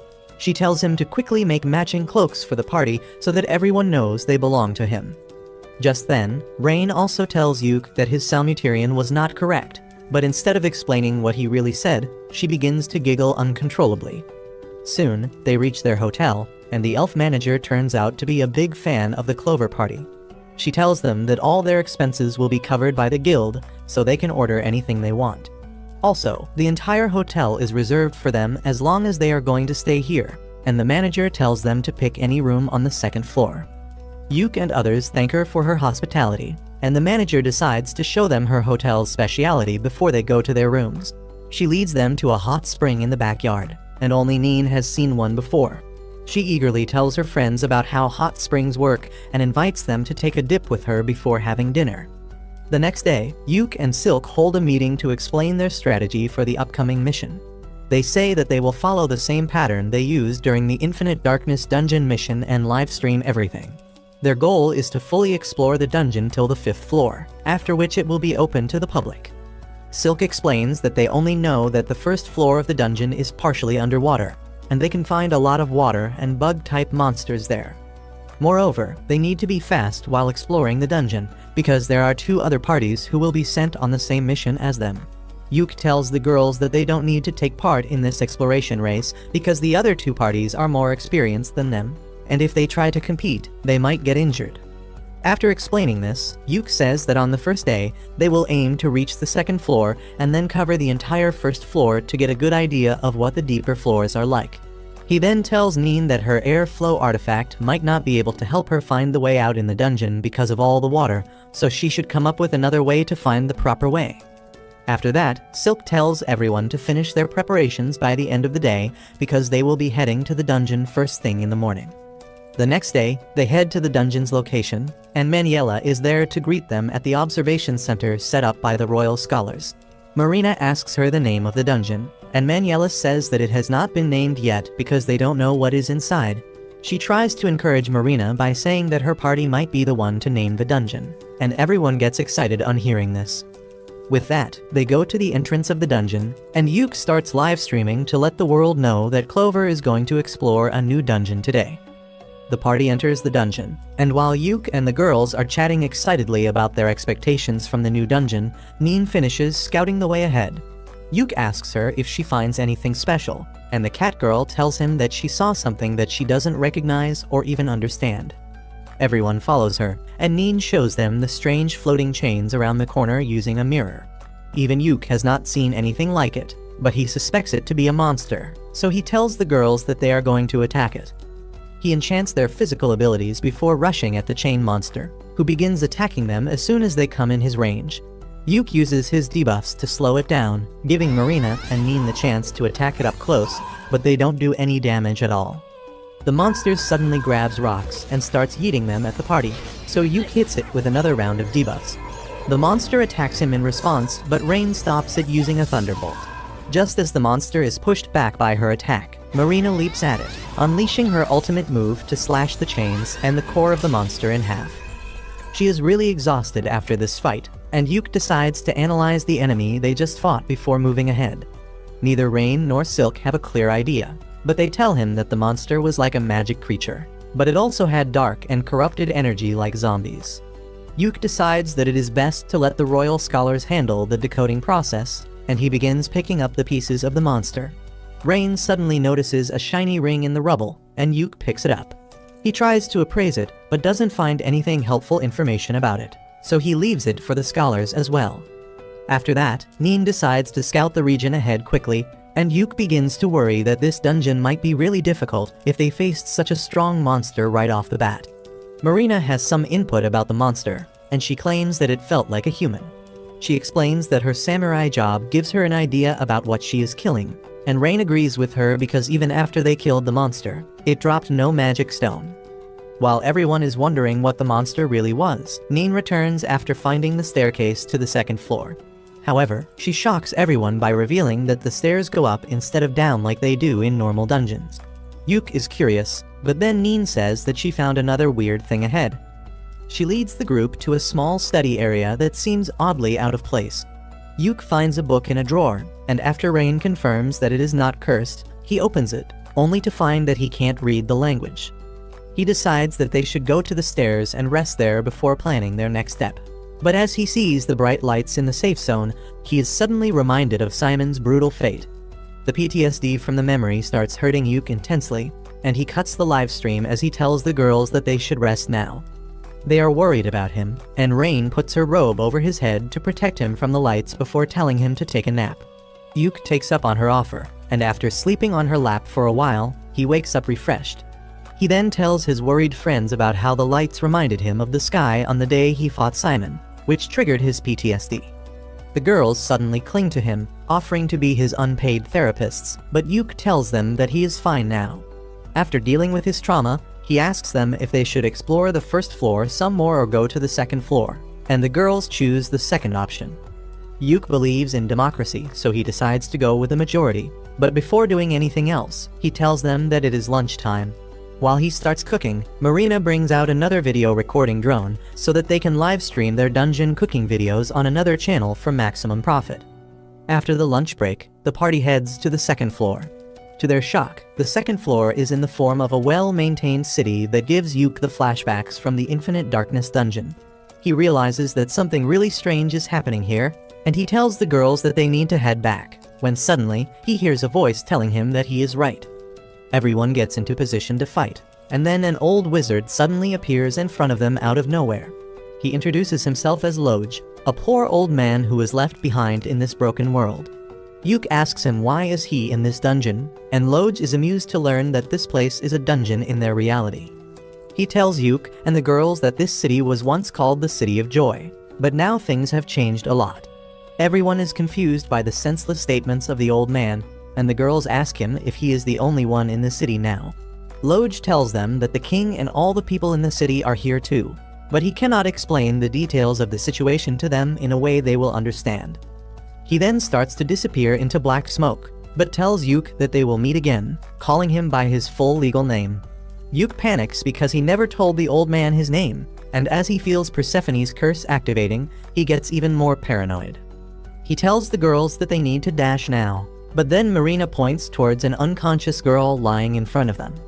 Soon after that, Yuk and his party come out of the dungeon, and he goes to the old hag and the royal scholars to discuss the strange things they saw. He is shocked to find that the old guy Loj didn't show up in the live stream, and the scholar thinks that Yuk and his party were hallucinating. The scholar says that they are still studying the things they brought back from the dungeon, and then Maniela decides to take Yuk for a walk. She tells him that the all-girls party that was exploring the dungeon has quit because half of their members fell sick just after entering it. She then asks Yuk what he really thinks about the dungeon, and he clearly says that it felt like another world. Maniela seems to agree with him, and she tells Yuk to trust his intuition because they might lead him to the correct answer. She then asks about the girl they found in the dungeon, and Yuk replies that she is still sleeping. After Maniela leaves, Yuk starts thinking about the dungeon, when suddenly, he sees a letter flying into their tent. He goes inside to find Rain in a gloomy mood because she got a letter from her grandfather, Count Crowder. She tells everyone that she is the illegitimate daughter of a noble family, and her mother was kicked out of the house as soon as she got pregnant. After her mother's death, she joined the Magic Academy somehow and became an adventurer. But now her grandfather, who never even acknowledged her existence, has sent a letter calling her back. As Rain starts crying, Yuk reads the letter to learn that Count Crowder has fixed Rain's marriage with the second prince of Salmuteria. He still calls her a bastard and tells her to be grateful that she is getting a chance to serve the family, and everyone gets furious on reading that. Rain is really devastated and doesn't know what to do, but Marina tells her that there is a simple solution to the problem, which is ignoring it entirely. She points out that Rain's name is not even written on the letter, so they will pretend that it was not meant for her. And though it sounds really dumb, Yuk is on board with that idea. He burns the letter, saying that now there is no proof that they even got it, and the relieved Rain hugs him and starts to cry. Yuk comforts her, saying that if the Count tries to reach her again, they will come up with an even better plan. He then asks Neen to contact the guild receptionist, who is also her mentor, and request her to collect all info on the Count and the second prince of Salmuteria. He also wants her to erase any proof that Rain is from the Count's family, and Neen agrees without even realizing that her mentor used to be a legend back in the day. After that, Yuk tells Marina and Silk to prepare for the next dungeon run, while he takes Rain outside to talk. He tells her that he has a reckless idea to save her from her family, but that involves marriage. Rain blushes as Yuk explains that if she marries him, she becomes his property according to the rules of Salmuteria, and then no one from that country can take her away from him. Rain has no doubts or hesitation about the plan, and she agrees to be Yuk's wife even if it is just an act. The next morning, Yuk and Zack, the leader of the second party, meet with Maniela, who tells them that they are going to continue the dungeon exploration mission after all. Zack is really excited about it, and also quite hostile against Yuk as he tells him that his party is going to explore the dungeon first. After the weirdo leaves, Maniela tells Yuk that his marriage with Rain has been approved, and she is pretty confident that the marriage won't stay a fake one for long. After that, Yuk and his girls head to the dungeon once again to explore the city on the second floor. Neen goes ahead to scout it as usual, and she immediately comes back running to tell everyone about a giant cocoon in the city square that looks creepy and dangerous. There is one cocoon on each pillar, and Rain senses a dark and corrupted mana being released from them, which is similar to the chain monster. Neen decides to scout the cocoons, but as she goes near them, she gets hypnotized by the cocoon's eye. Immediately after that, a mouth appears in front of the cocoon's belly, and it lunges towards Neen to swallow her whole. Luckily, Yuk saves her from becoming monster food, and once Neen is at a safe distance from the cocoons, all of them go back to sleep mode. Neen also returns to her senses, and Yuk realizes that they need to fight the monsters with ranged attacks. Marina eagerly pulls out her crossbow for that, and Yuk tells Silk to do what she does best. He asks Rain to use ice magic because if the cocoons are really some sort of bug, temperature changes will hurt them. After that, he buffs everyone with his support spells and then runs towards the pillars. The cocoon monsters try to hypnotize him with their eyes, but Yuk uses a flashbang spell to blind them, and then uses a more powerful blindness spell to keep their eyes shut. Marina and Silk immediately fire their arrows, defeating 3 of the 4 monsters. But when Rain shoots her ice magic at the last one, it proves ineffective. Marina decides to steal her kill and charges at the monster with her ultimate move, with Neen and Yuk supporting her to finish the monster. The monsters drop rings instead of magic stones, and Yuk collects them all. He then notices that Marina has been standing silently in a corner ever since defeating the last monster, and he asks her if everything is alright. She is about to tell him the truth, but then sees the camera drone, so she tells him that she needs some time to settle down. Yuk realizes what she wants, so he suggests that they rest in a nearby building and cuts off the livestream. While the group has a tea party, Marina tells them that when she cut down the cocoon monster, she felt like she was cutting a human. However, that is not the surprising part.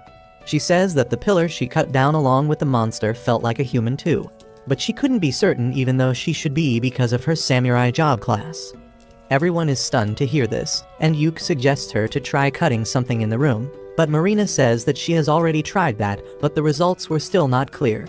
She feels depressed and helpless, but then Silk says that she also feels something is very wrong with this place because the spirits are not communicating properly with her. She says that it somehow feels like the land of the dead that Persephone rules, and Rain agrees, saying that the mana here is not normal. Yuk agrees with all of them, and he says that they should go to the rooftop to get a better view of the city before doing anything else. Once they see the full expanse of the city from the roof, Yuk says that they will aim to enter the castle at the center of the city today, and once they explore it, they will call it a day. With that, they start walking towards the castle, but the silence of the city gives them the chills. They wonder if no one really lives here, which reminds them of the mysterious old man named Loj. While Yuk thinks he really might have been a hallucination, Rain disagrees with him because she has the sanity ring he gave her that makes her resistant to any mental effects. Everyone believes her, and they think that since Loj was real and still didn't appear on the livestream, he must be interfering with their drone cam. Suddenly, they spot Loj at the gate of the castle, and they immediately reach him, asking what is wrong with this city. Loj tells them that this city is completely fine, and the people here are saved so well that they don't need to be saved from anything ever again. Yuk asks him if the monsters they fought earlier were humans, and instead of giving him a clear answer, Loj starts a philosophical lecture on what actually is a human. Realizing that he won't answer this question, Rain asks him about the golden rings. Loj tells her that they are called the One Gold, and Rain asks what is he compiling with them. No one else understands this wizard mumbo-jumbo, but Loj warns Rain that the knowledge she is seeking will traumatize her. He tells her that she already knows what the purpose of the rings is, and then vanishes, telling Yuk and his party that they will meet again. Yuk asks him if he will tell them the truth the next time, and Loj tells him that the truth will find them in its due time. Everyone is even more confused now, but then the gates to the castle open, and they decide to explore it quickly and then head out. Later, Yuk analyzes the recorded clip and the castle's layout with the supervisor of royal scholars and Maniela. They now believe that Loj is not a hallucination, and Maniela compliments Yuk on his good work. Even the royal scholar praises him, and Yuk is taken aback by this because the man in front of him is Viscount Bodman, a renowned scholar and one of Yuk's favorite authors on dungeons. Bodman then presents the report on the gold rings and says that they were derived from humans. Yuk tells him that they already had a hunch about this because of Marina. Manuela says that if the monsters inside the dungeon are really humans, then things get tricky, because they will need to restrict the adventurers who can enter the dungeon. Yuke then tells them that Marina felt that even the pillars in the dungeon were humans, and this shocks both Manuela and Bodman. Yuke says that he brought some samples from the pillar and other places, and Manuela immediately calls an office worker and asks about the appraisal status of those samples. The man tells her that the appraisal will take one more day, but she tells him to spank the chief appraiser and tell him to get it done by the end of the day. After that, Bodman tells Yuke that he has already received a request from Rain, and his men have started producing an artifact like she requested. He then begins talking about the all-girls party that entered the dungeon but didn't make any progress because their members fell sick. He explains that the people who watched their live streams also suffered similar symptoms from mild fever to severe violent outbursts. He thinks that there is something wrong with the stream, and Yuke immediately thinks about Loge calling the second floor of the dungeon, the city tainted by twilight. He is sure that the golden light of the city is the reason behind all the problems, but there is no way to prove that right now. Bodman then tells Yuke that the country will take its time to decide what to do with the dungeon, but his party is needed to stay in the city for the time being so that they can do a few more runs. Yuke agrees to do that and leaves the tent, only to find Min dashing towards him frantically. She informs him that the girl they found in the dungeon has woken up, and she suddenly went Super Saiyan. Yuke runs to his party's tent to see what is up, and he is astonished when he sees the girl floating in the sky while radiating a pure golden light. No one has any idea what is happening, but then the girl suddenly calls Yuke by his full legal name, saying that she was waiting for him. She says that she was once called the Golden Priestess, but there is no time to talk about that. She tells Yuke that his world is in serious danger of facing an event called the culling, which means the destruction of most of the life on this planet. Yuke doesn't understand what she means, so the Golden Priestess explains that just like the city in the dungeon, soon this world will also be engulfed by the golden twilight and become lifeless just like it. However, because Yuke and his party have already crossed the border between the worlds once in the Infinite Darkness dungeon, they are partially resistant to twilight. The priestess tells him that if they don't go too deep inside the twilight zone, they will not be consumed. She then tells them to seek out Loge because he knows everything, but the girls reply that they have already met the old man who refuses to answer their questions. The priestess tells them that they need to force him to tell them the truth because he is the only normal being in the distorted world. Rain asks the priestess why she is telling them all this, and she replies that the tragedy started because of their fault. It was their king who got too greedy and wanted a golden eternity for his city, creating the destructive phenomenon known as the Twilight. She throws in a bunch of heavy words in the conversation like the fruit of world tree, the ultimate treasure, and some more, but no one understands what she means. In the end, the priestess asks Yuke to stop the Golden King and destroy his treasure because that is the only way to save his world from certain doom. With that, the golden glow leaves her, and she suddenly turns into a normal human named Rune. Her personality completely changes as a result, and she tells Yuke that the woman who just spoke to him was not her, but she can sometimes access her body to communicate with others. Yuke realizes that the issue is more serious than he thought, and he decides to inform the higher-ups about it immediately. 1 week later, Yuke is summoned by the director of the Royal Academy, who came to the research center after reading Bodman's report. Yuke is nervous in front of him, but the director tells him to be at ease because they have something very important to discuss. Yuke starts the conversation by asking him about the culling, and the director shows him some murals that are locked deep within the Royal Treasure Hall. In the mural, a hero fights a powerful monster to save the world, but Yuke can't understand anything else because he can't read the ancient language in the mural. The director then explains that there are many parallel worlds just like their own, and sometimes they collide. When that happens, one of the worlds is destroyed, and this is called the culling. Usually, it is random, but this time, they have proof that the person named Golden King tried colliding his world with this one on purpose. The director says that they don't have any time to think about the reasons behind it, because they need to take emergency measures to protect their world. He tells Yuke that he is the only one who can do it, because according to the murals, whenever a world faces the danger of culling, a hero is chosen to save it. The director says that since Yuke found everything about the Golden City and the culling, he is their hero, and it is his duty to save the world.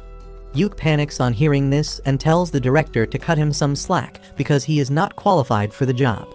The director tells him that someone has to take on this responsibility and he is the only one who is fit for it. He then threatens Yuke that he will raise one of his girls to a rank and make them the hero if he refuses. Yuke becomes more cooperative on hearing this, and then the director compares him to his uncle Saga, saying that both of them have great talent, but Yuke lacks confidence. The director once again asks Yuke to become the hero, especially because the priestess from the other world chose him. Yuke feels unsure about what to do now, so he asks the director for some time to think about it and consult his party members. The director agrees to his request, but he is confident that Yuke will surely realize that he is the only one who can save this world. Soon, Yuke returns to his hotel and tells Rain about his conversation with the director before anyone else. She is impressed by the idea of him becoming the hero, but she says that she will support him even if he wants to refuse. However, she also believes that he is the only one fit for the role. She reminds him how the Golden Priestess possessed Rune to talk to him. Rain says that the priestess seemed to be waiting for him, which means he is special. Yuke sighs, saying that he doesn't mind exploring the dungeon a bit more, but saving the world is too much. Rain suddenly starts caressing him as she tells him that he just needs to keep doing what he has done till now because everyone in the Clover Party will support him, and together, they can do anything. Yuke feels better after hearing all that, and then Rain sits on his lap and hugs him, telling him not to worry about anything because they are stronger than he thinks. A few days after that, Yuke attends a meeting with the leaders of the parties that are going to explore the dungeon now. Apart from the guy named Zack, there are 2 more people who lead a rank parties, and the director gives them the details about their mission. He informs them that this time, the viewership of their live streams will be restricted, and only the royal scholars will see it to minimize the damage from the golden light of the twilight.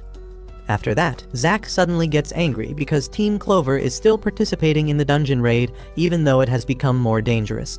He complains to the director to get them removed, but no one pays any attention to his rumbling. The other adventurer named Lucent who helped Yuke in the past tells Zack to stop whining because Yuke's party has shown their abilities while investigating Infinite Darkness Dungeon. Even the girl leading the last party says that ranks don't matter in situations like these and only results do, and Zack has nothing to say after that. All the adventurers leave the room one by one after that, but Yuke stays behind. The director tells Yuke that it was a good idea to keep the hero business a secret from others because Zack would have reacted even more explosively on hearing it. The scholar Bodman adds that Rain had asked them to prepare special magic devices and they are almost ready as well. After that, Yuke returns to his tent and puts together all the maps that the different parties have drawn till now. None of them give him any idea how to get inside the castle in the Golden City, but Rain suggests that they take Rune with them. She believes that since Rune is from the Golden City, the castle gates may open for her. Yuke thinks that the idea is not bad, but he still has some doubts about taking Rune back to the dangerous place. Just then, Lucent comes to the tent to discuss the strategy for the next mission with Yuke. Yuke informs him about Rain's plan to take Rune inside the castle, and Lucent is completely on board with that. He even offers to guard Rune during the mission, and though Yuke is still not sure, he realizes that taking the girl with them is their best bet. The next day, the 4 parties enter the dungeon with Lucent's party joining Clover. They come to the castle gate and find Loge waiting for them there. The old man welcomes Rune, asking her about the outside world, but she doesn't remember him. Loge says that it is better that she forgets everything about this place, but then Yuke reveals that the priestess talked to him. Loge realizes that the priestess chose Yuke, but he still refuses to tell him anything. However, he opens the door to the castle, telling Yuke that since Rune is with him, he will find the answers he wants. Lucent suspects that this might be a trap, so he leaves half his party members outside to call for backup if anything goes wrong. He then joins Yuke's party as they enter the castle. Loge leads them to the royal library, saying that he is not much of a talker, but they might find the answers here. The wizard of Lucent's party realizes what is actually going on with the old man and tells Yuke that Loge actually wants to talk about something, but he is either cursed or he has too much mana. That means that speaking certain things out loud can create great problems for him and everyone else, so he is trying to communicate through hints. Loge gets awkward on hearing this, but his gesture tells everyone the direction to look in. The old wizard asks Lucent to bring the red books on the shelf and then takes Rune along with him because she is the only one who can read the language. Rain senses a strange mana from a big brown book and the study table's drawer, and Silk also feels that the spirits in the library are connected to people's memories. She decides to connect with the spirits, and suddenly a book possessed by a spirit comes flying towards her. Silk eagerly starts asking the book spirit the things they want to learn, and on the other hand, the old wizard scans Rune's mind as she reads the ancient books. Meanwhile, Neen finds a key to open the big book that Rain noticed earlier, but Yuk is not sure about opening it. He asks Loj if the book is dangerous, but he doesn't give him a clear answer. However, when Yuk forces him to say that the book is not dangerous, it suddenly glows and a trap inside it is diffused. Yuk opens the book after that and finds that it contains many similar magic circles, but he can't make out their meaning. Suddenly, Silk comes there, claiming that she can help him with that. The book spirit in her hands has shrunk down quite a bit, and Silk says that it can help him understand what is written in the books. As Silk holds Yuk's hand and uses the power of the book spirit, they find themselves standing on top of the book.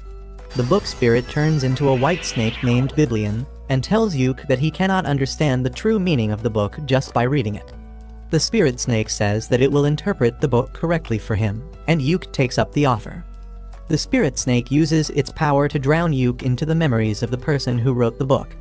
The author tells Yuk what the book is about, and when he returns from the memories, Yuk explains to the girls that this book is about creating a chain of spells that can create an extremely powerful result.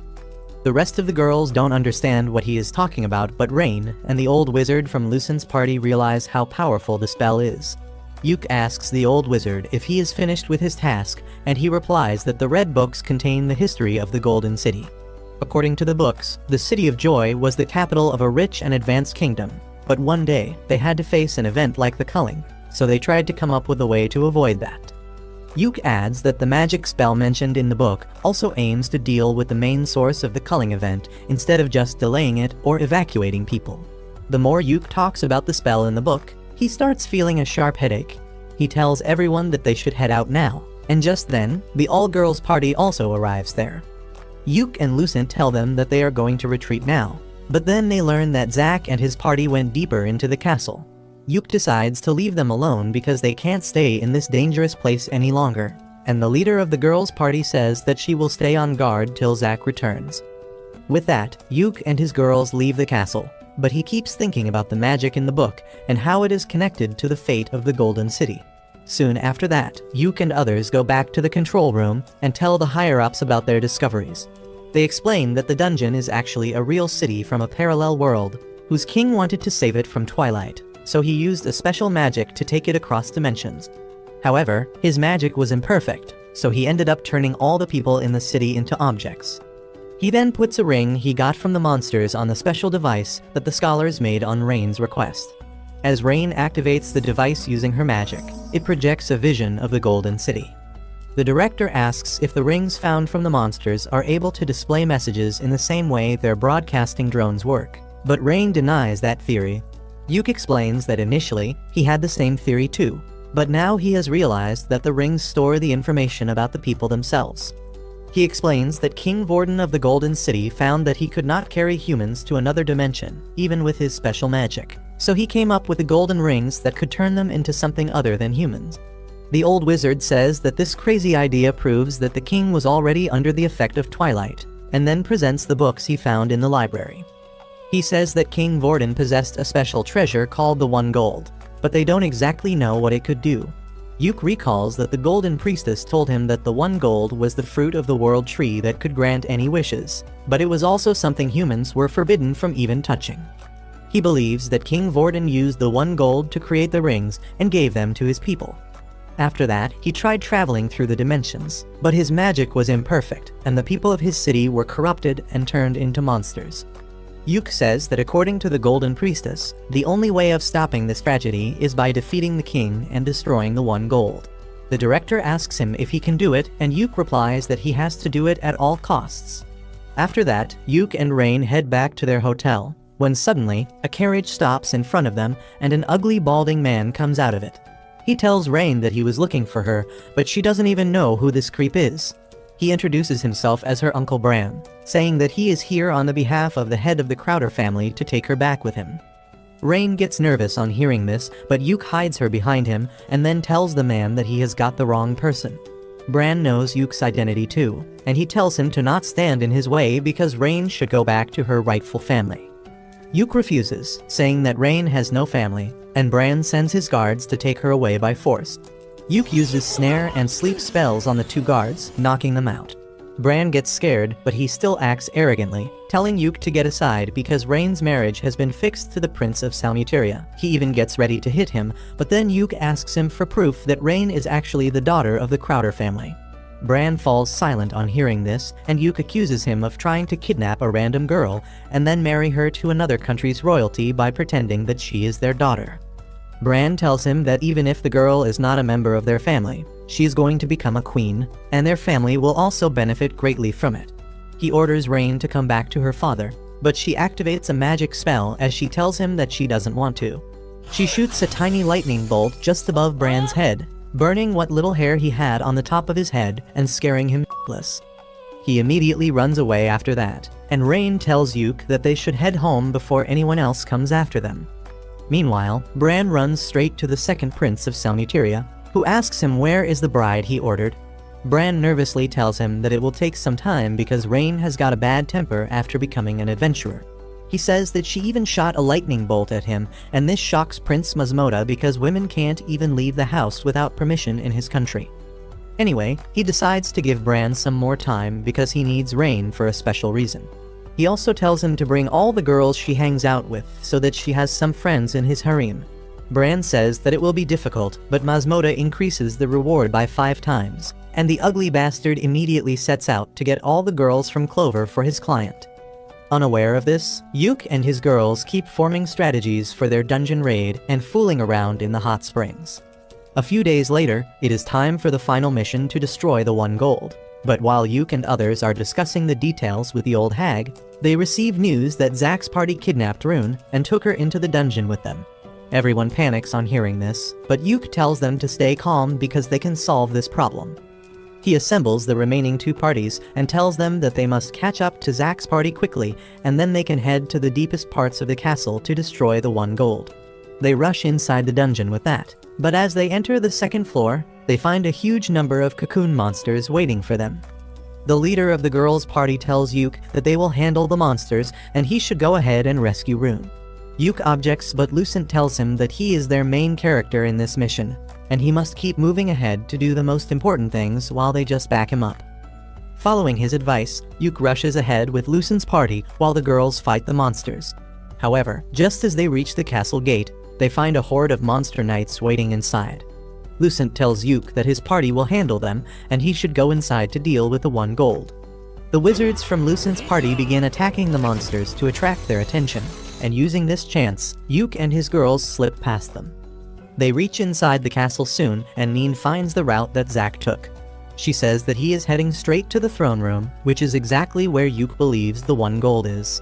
As they rush towards the throne room, Yuk feels someone coming and immediately alerts his party.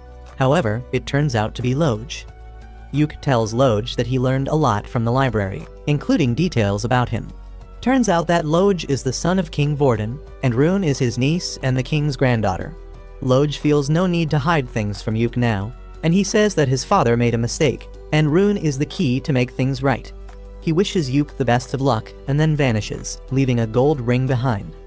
Yuk's party soon reaches the throne room's door and hears Zack laughing inside.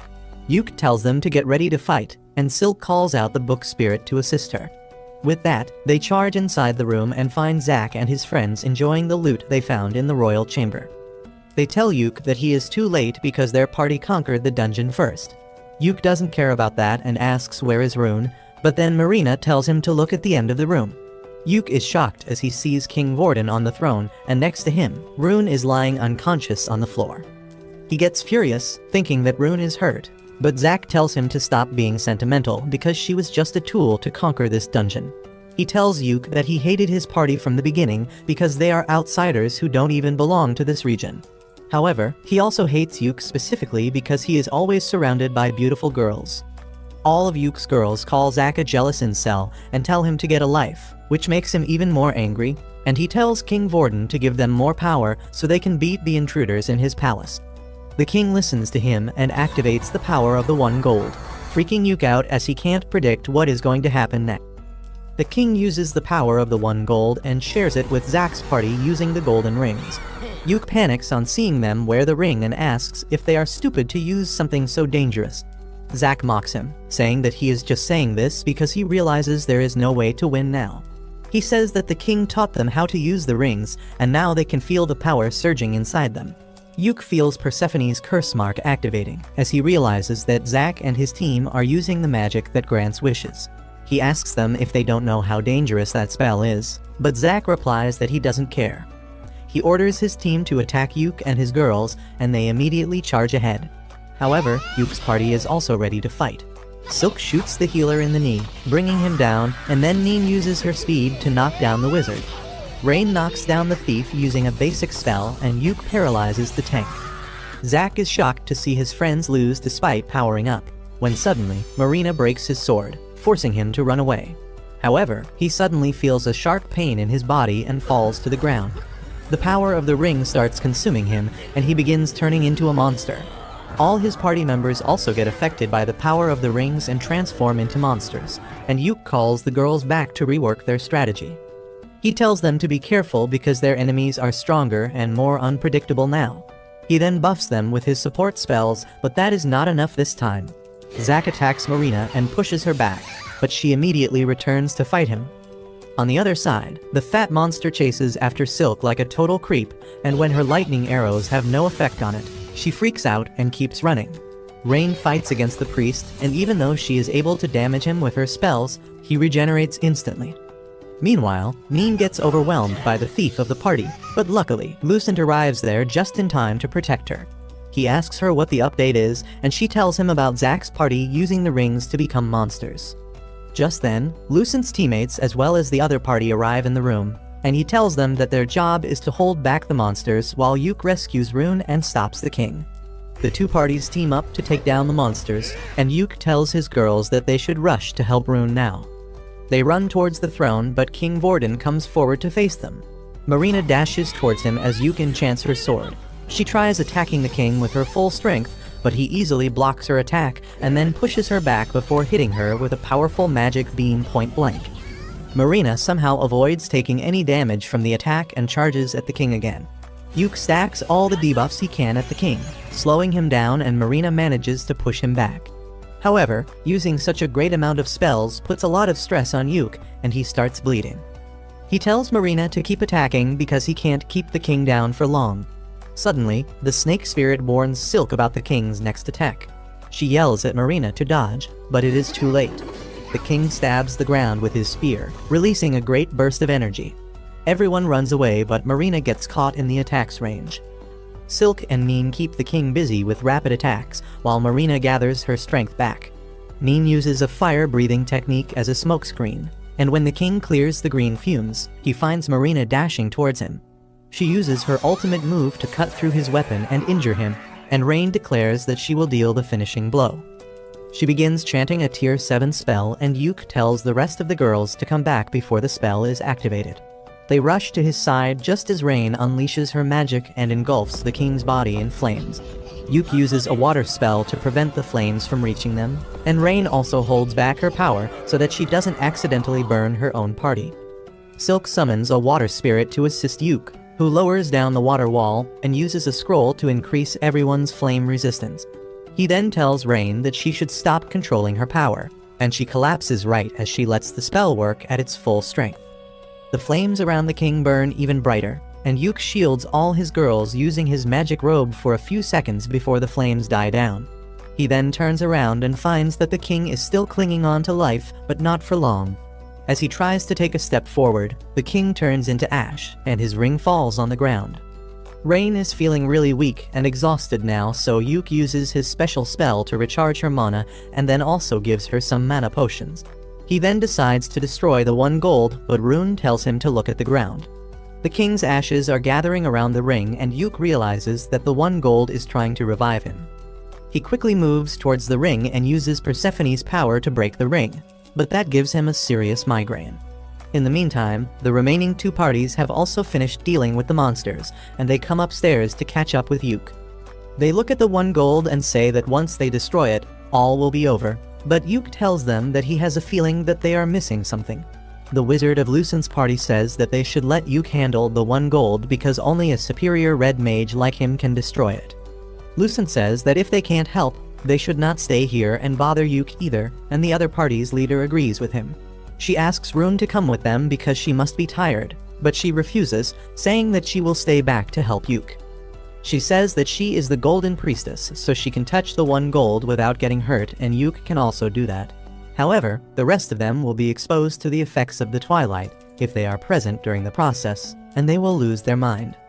Yuke agrees with her and says that even if things go wrong here, it will be for the best to reduce the number of victims. His girls take offense on hearing this, as they believe that Yuke is trying to sacrifice himself. While he tries to calm them down, Rain asks Rune if she is sure that they can't do anything to help. Rune tells her that Yuke is special so no one else can help him, and Rain realizes that is true. She suddenly hugs Yuke tightly, telling him that she will be waiting for him at home. Silk and Marina hug him too, but there's no space left for Neen, so she tells Yuke that she needs her hug when he gets back home safely. With that, everyone leaves the dungeon, leaving only Yuke and Rune behind. They walk towards the 1 gold and find Loj sitting on the throne. He tells Yuke that since his father is dead now, he is the official king. Yuke asks if he is going to fight him next, but Loj refuses, saying that now that the king, the priestess, and the mage are on the same side, it will finally be over. He explains that the 1 gold is the real cause of Twilight, and it has destroyed countless worlds before coming to this one, and once they destroy it, no world will face the same danger again. The 3 of them walk towards the treasure, and Loj wishes for a silent end. He then asks Yuke to use the great spell to destroy the 1 gold, and Rune supports him using the power of the Golden Priestess. While they are casting the spell, Yuke suddenly remembers how he used Persephone's power to modify his spell so that Simon would suffer for an eternity, and that makes him realize something he never thought of before. He realizes that the 1 gold is nothing but Simon, cursed to suffer for an eternity without dying.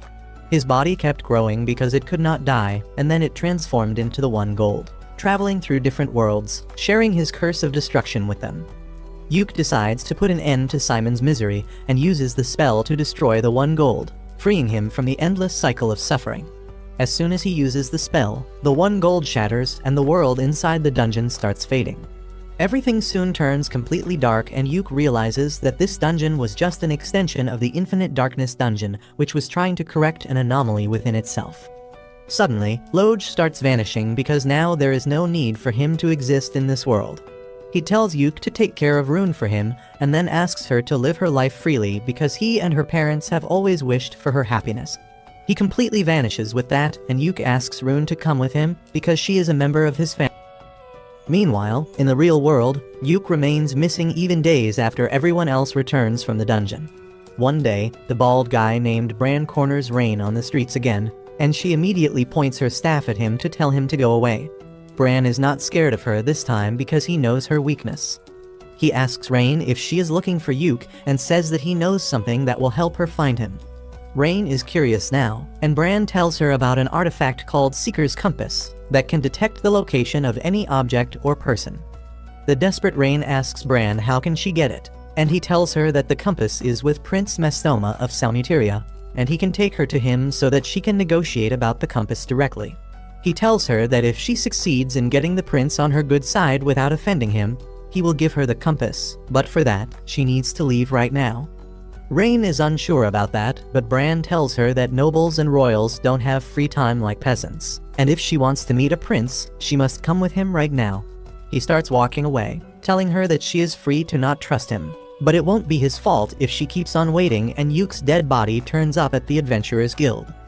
Rain gives in to the emotional blackmail and agrees to go with Bran, and the fat bastard tells her that he knows she is worried about her friends, so she can write a letter to them which he will deliver later. Rain agrees to this, and Bran laughs to himself, thinking that he is finally going to get rich by selling the girl to Prince Mastoma. Meanwhile, Yuke is still struggling to get out of the Infinite Darkness dungeon with Rune on his back. He feels completely lost with his sense of time, distance, and direction being messed with the darkness all around him. Suddenly, he hears Rain's voice calling his name and sees a light in the distance. Yuke feels like this could be the exit, and he lifts Rune in his arms as he runs into the light. The next moment, they both find themselves underwater, and Yuke grabs Rune's arm as he carries her to the surface. They are both exhausted and drenched once they reach the ground, and Yuk starts a fire to warm themselves up. He looks around and figures out that they are not far from the dungeon, and tells Rune that once their clothes are dried, they will start searching for a road that will lead them to the nearby city. They reach their inn by sunset, and the manager immediately alerts the girls as she sees Yuk coming. Marina and Silk run outside and hug Yuk tightly. They begin telling him how worried they were with teary eyes, and Yuk tells them that they are overreacting. Marina yells at him that he has been missing for 2 weeks now, and that shocks Yuk because he thought he was in the dungeon for just half a day. He suddenly realizes that time is too distorted inside the Infinite Darkness dungeon, and he was lucky that only 2 weeks passed outside because it could have been thousands of years as well. He immediately hugs the girls and apologizes for worrying them, and they start crying. After that, they go to check up on Rune, and Yuk thanks the manager for taking care of his girls in his absence. He then asks where are Rain and Neen, and everyone suddenly gets cautious. Marina and the manager take Rune inside immediately, and Yuk asks Silk if something happened. Silk nervously tells him that Rain has been missing for 2 days, and they just received a letter from her. In the letter, she writes that she is going to find Yuk and asks her friends not to worry about her. Yuk asks who delivered the letter, and when he learns that it was a servant of the guy called Bran, he gets a bad feeling about it. Silk tells him that the servant said that Rain is not coming back, and if they want to see her, they should come to Prince Mastoma's mansion in the city. She says that they were clueless about what to do without him, but Yuk comforts her, telling her that he is here now and he will handle everything. He decides to go and bring Rain back immediately, and Silk says that he should get some rest first. He replies that he will rest after bringing his best girl back, and Silk informs him that Neen has gone ahead to scout the area, so he should meet up with her there. Yuk then runs to the city, and when he reaches the prince's mansion, Neen jumps behind him, telling him that she is glad to see him after 2 weeks. Yuk pats her head and then asks where should they break in from, but she replies that the security is equally tight everywhere. Yuk replies that they will just have to walk through the main gate then, but they don't even need to fight because the guards let him in. Yuk immediately goes to meet Prince Mastoma, who asks him what is he here for. He replies that he is here to take Rain back, and the prince acts offended at this because Yuk makes it sound like he stole something from him. He says that Rain came to see him herself, and before Yuk can say anything in response, a woman brings Rain to the room. As soon as Rain sees Yuk, she runs into his arms. They hug each other tightly, and Mastoma laughs, telling Rain that it looks like she won the bet after all. Yuk turns to the prince to ask what he means, and he replies that Rain made an outrageous bet with him. She promised to marry him if Yuk was dead, but since he is not, he cannot put his hands on her. Yuk is shocked to hear this and asks Rain how she could do this, and she replies that she had full faith that he would return alive. Mastoma says that it is his loss, but he will accept it according to the laws of his country. Just then, Bran barges into the room because someone told him that he is not getting paid. He is about to confront Mastoma, but then he sees Yuk alive and wets his pants. Mastoma tells Bran that he tried to trick him, and he will not be forgiven for that. Bran nervously tells him that he didn't lie to him, but Mastoma reveals that Rain told him about her marriage with Yuk, and he got the public records checked to verify it. He says that Rain is Yuk's property according to his country's law, and more importantly, Yuk is an rank adventurer who has the title of the hero. Bran is taken aback to hear this, but Mastoma says that since Yuk is the hero, he is officially the property of the king of this nation. The prince accuses the bald bastard of trying to scam him by selling something that wasn't his. He orders his soldiers to throw the bastard in jail, and Bran keeps screaming that he didn't know anything about this. After that, Mastoma apologizes to Yuk for the trouble, and he kneels down, thanking him for keeping Rain safe. Once that is done, Mastoma sighs, saying that he is in trouble now, and Rain replies that Yuk can help. Mastoma begins telling Yuk that currently, the princes are fighting to become the next king of Salmuteria, and he needs to have an achievement under his belt to increase his chances. He wants to conquer a dungeon for that, but the world knows that there are no dungeons in Salmuteria. Yuk says that he has heard about that as well, and Mastoma reveals that there is actually a dungeon in his country, but it has always been kept a secret. Yuk panics on hearing such a big secret of another country, but Mastoma tells him that he wants to conquer that dungeon. He adds that there are no true adventurers in his country, and Yuk realizes that he wanted Rain mainly to do adventuring for him. Mastoma tells him that he believes that there is a legendary treasure called the Staff of Kingship in the dungeon. and if he can get it, he will definitely become the king. He explains that currently, the next king of Salmuteria is decided based on achievements, but 12 generations ago, the staff of kingship used to decide it. The staff went missing at the same time when the dungeon was sealed, and Mastoma is sure that it is inside it. He tells Yuke that this was the real reason he wanted Rain and other girls, but Rain tells him that there wouldn't be any trust between them even if he got them on his side. Mastoma is confused by this because he knows that the girls of Clover are quite loyal to Yuke, and Rain replies that it is because they like him. Just then, Mastoma's wife tells him that women in this country have a thing called rights, and he should have listened to him earlier because she told him about this a lot of times. Mastoma stays silent in front of his wife despite all the talk about her being his property, and Yuke just chuckles at this. This irritates Mastoma, and he tells him to laugh while he can because sooner or later, he is going to end up in the same position as him. After that, Yuke and Rain go outside, and they send Neen to the inn to inform everyone about what happened. Yuke and Rain hold hands as they walk home and apologize for worrying the other. Rain tells Yuke that she went to the prince to borrow the Seeker's compass to find his location, but she felt that he couldn't find his way out, so she used her magic to give him a signal. Yuke thanks her for saving his ass back in the dungeon, and then Rain tells him that she made the bet with Prince Mastoma because she was sure that he was alive. She says that since Mastoma agreed to her bet, she believes he is different from other Salmutarians, and she wants to find a way to help him. Yuke says they will do so once they get home, but once they reach home, they find Maniela and others waiting for them. Yuke gets hit by the old hag for making everyone worried, and then the director tells him to rest first and tell him the details of what happened in the dungeon the next morning.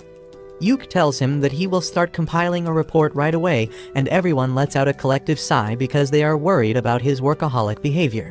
The director and others tell the girls to make sure that Yuke takes a full rest even if they have to use force, and all of them promise to do that. Once they leave, Yuke and the girls have a hearty dinner. Silk then asks Neen to take Rune to her bed, and orders Marina to take Yuke to the hot springs and watch over him so he doesn't start working. Rain decides to go with them too, but Silk stops her because she plans to lecture her about her reckless act. 1 week after Yuke's return, he finally visits Maniela and others along with Silk to submit his report on the dungeon. The old hag is impressed by the stack of papers on her desk that is thicker than her, and she tells Yuke that he did an impressive job compiling it.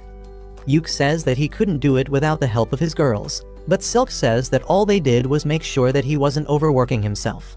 The higher-ups laugh at this, and then the director says that the new dimension that Yuke and Rune discovered will be listed in the Imperial records and he will get full credit for it. Maniela adds that the director took care of the matter with Rain's biological family as well, because it is better if nobles handled the problems caused by other nobles. The director says that there were a lot of nasty rumors about Count Crowder in the past as well, but now that they have solid proof, he reported him to the king. Yuke is surprised to hear that, and the director asks him who else would he report to if not the king. Yuke still finds it hard to believe that the concerns of lowly adventurers like him reach the king.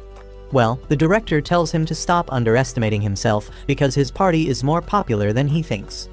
He says that even the king watches their live streams, and he was really pleased that they completed both the missions they were given by him. Both Yuke and Silk are surprised to hear that the king is a fan. And then the director tells them that they also received a letter from Prince Mastoma of Salmuteria. The prince has taken Count Crowder into custody, and he will be punished according to the rules of Salmuteria. Maniela says that they owe Mastoma big time for this favor, and also for lending them the Seeker's compass, and Yuke tries to tell them about the dungeon in his country. Maniela already knows about it, and Yuke says that he trusts Mastoma and wants to help him in some way. The old hag agrees with him, and the director also says that they will think about how to proceed with this request because it is quite high profile. After that, the director asks Yuke about Rune's future, because he had offered to take her in as a guest from another world. Yuke says that he told Rune about his offer, but he also told her that everyone in Clover wants her to stay with them and be a part of their party. He asked her to choose whatever she likes more because he will support her no matter what, and Rune told him that she wants to stay with him and the girls. So Yuke tells the director that Rune is a part of the Clover family now, and he is glad to hear that too. After that, Maniela asks him when do they plan to return home, and Silk says that they have to make preparations for that, and even before that, they have to thank everyone who helped them. She says that they plan to meet with the two parties that helped them the most during the mission, and hopefully they can learn a lot of things from their vast experience. Manuela tells them that it won't be possible because both the parties have already left on their new missions. Yuke and Silk are a bit disappointed to hear that, but the grown-ups tell them that as long as they keep being adventurers, they will run into each other eventually. With that, the director says that he and the researchers will head back to the city first. He thanks Yuke for everything he did during the mission, and says that he is truly the hero who saved this world. Yuke shakes his hand, thanking him for taking care of his party. Yuke and Silk head home after that, and Silk says that they need to do some shopping tomorrow. Yuke volunteers to carry the luggage, but Silk sighs and tells him that she has Marina, Rune, and Rain for that. She reminds Yuke about his promise to spend some quality time alone with Neen when she couldn't hug him in the castle. Yuke remembers that now, and Silk tells him that the poor furry has been waiting eagerly for her quality time with him. Yuke gets that, but he doesn't know what to do with the time, and Silk tells him that anything is fine as long as she is having fun. That night, Yuke goes to Neen's room and tells her to think about what she wants to do tomorrow. He says that they should have a lot of fun and do everything she wants, and Neen is on the moon after hearing that. The first thing on Neen's list is drinking in daytime, and she says that she is going to make a lot of selfish demands today. Yuke tells her to go on, and Neen says that they should visit the other part of the market where adventure-related items are not sold. Yuke likes the idea because they can see a lot of new items from different places there, and he decides to take Neen shopping. As they walk towards the market, Neen grabs Yuke's arm, and he gets a little shy. They soon reach the market, which is full of all sorts of fashion items like see-through shirts, glowing earrings, and edible lipsticks. Neen grabs Yuke's hand and starts dragging him along, but all she does is stare at the items from outside the store. Yuke tells her that he will buy anything she wants, but she tells him that she is a strong, independent woman who can pay her own bills. Yuke tells her that there is no need to act strong with him, and asks her to let him buy something to thank her. Neen takes his offer, but she still can't make up her mind, so Yuke tells her to be whimsy and selfish at least for today. He says that he will indulge all her demands and asks her to be free, and Neen tells him not to call her a gold digger if he goes bankrupt later. With that, she grabs his hand again and pulls him into the nearest shop, saying that she has time until sunset to make him listen to all her requests. A couple days later, Yuke and his party are ready to leave, and everyone comes to see them off. Yuke thanks Manuela and the elf innkeeper for taking care of them. She tells them to visit her again, and the girls promise that they will come again because of the hot springs. Once they have said their goodbyes, Yuke says it is time for them to go home, and they ride a carriage back to their home city. On the way, Marina teaches Rune how to handle the horses, and everyone has a lot of fun enjoying jolly dinners and watching the beautiful scenery. They finally return to their city after traveling for 2 weeks. All of them are excited to be back home, but they were not expecting their fans to gather on the streets to welcome them. They are equally surprised and happy about this, and after greeting their fans, Yuke decides to visit the guild to report to the guildmaster. He sends the girls ahead as he enters the guild, where the receptionist Mammer welcomes him with a bright smile. Yuke thanks her for helping with Rain's problems, but Mammer shushes him, saying that someone might overhear their conversation, and that can create problems later. However, she gladly accepts his thanks and says that she is looking forward to see how he repays her for it. After that, Yuke goes to the guildmaster's office, but he has already heard everything from Manuela. Yuke asks if he also received a report about Prince Mastoma, and the guildmaster affirms. He says that they have already started the process to help him, but it will take some time. He asks Yuke to be patient about it, and then moves on to his reward for completing the mission. The guildmaster says that he will deposit the amount in Clover Party's account later, because it is too huge of an amount to be given out in cash. He keeps hyping Yuke up, telling him not to faint when he sees the amount when suddenly, Jamie barges into the room. She immediately rushes to Yuke's side and begins checking if he is fine. He asks her to stop, but the guildmaster asks him to let the girl smother him for a bit because she was really worried when she heard that he disappeared in the dungeon. The old man then starts mimicking how Jamie cried that she was going to save Yuke, and she gets embarrassed about that. Yuke thanks Jamie for worrying about him, and she replies that she was only worried that she won't get the medicine for her brother if he died. Well, the guildmaster rats out that tsundere immediately, mimicking her again and revealing how she declared that she will be the one to save Yuke once she can go on adventures again. Jamie lashes at the old guy, but he just laughs because she never told him to keep it a secret.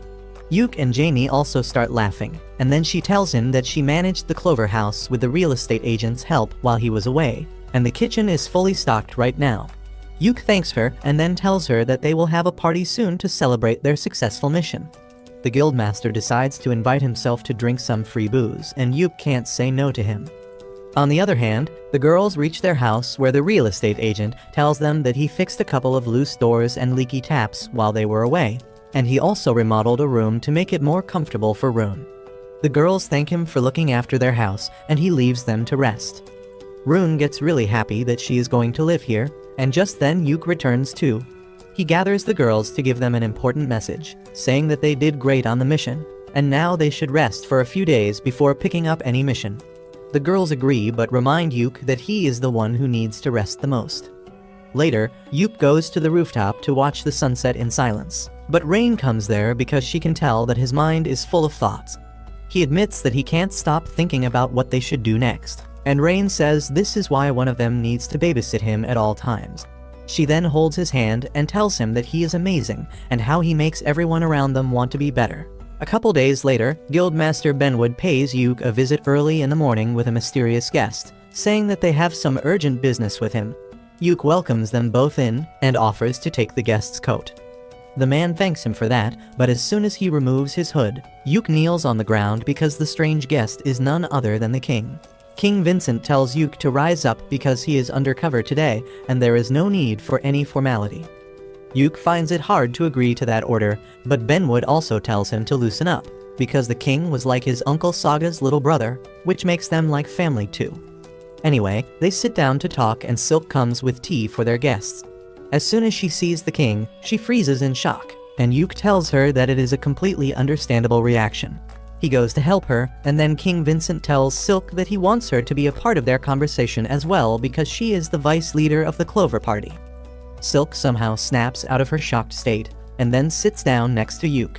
Vincent immediately gets to point and tells Yuke that they have been discussing his suggestion to help Prince Mastoma clear the dungeon in his country.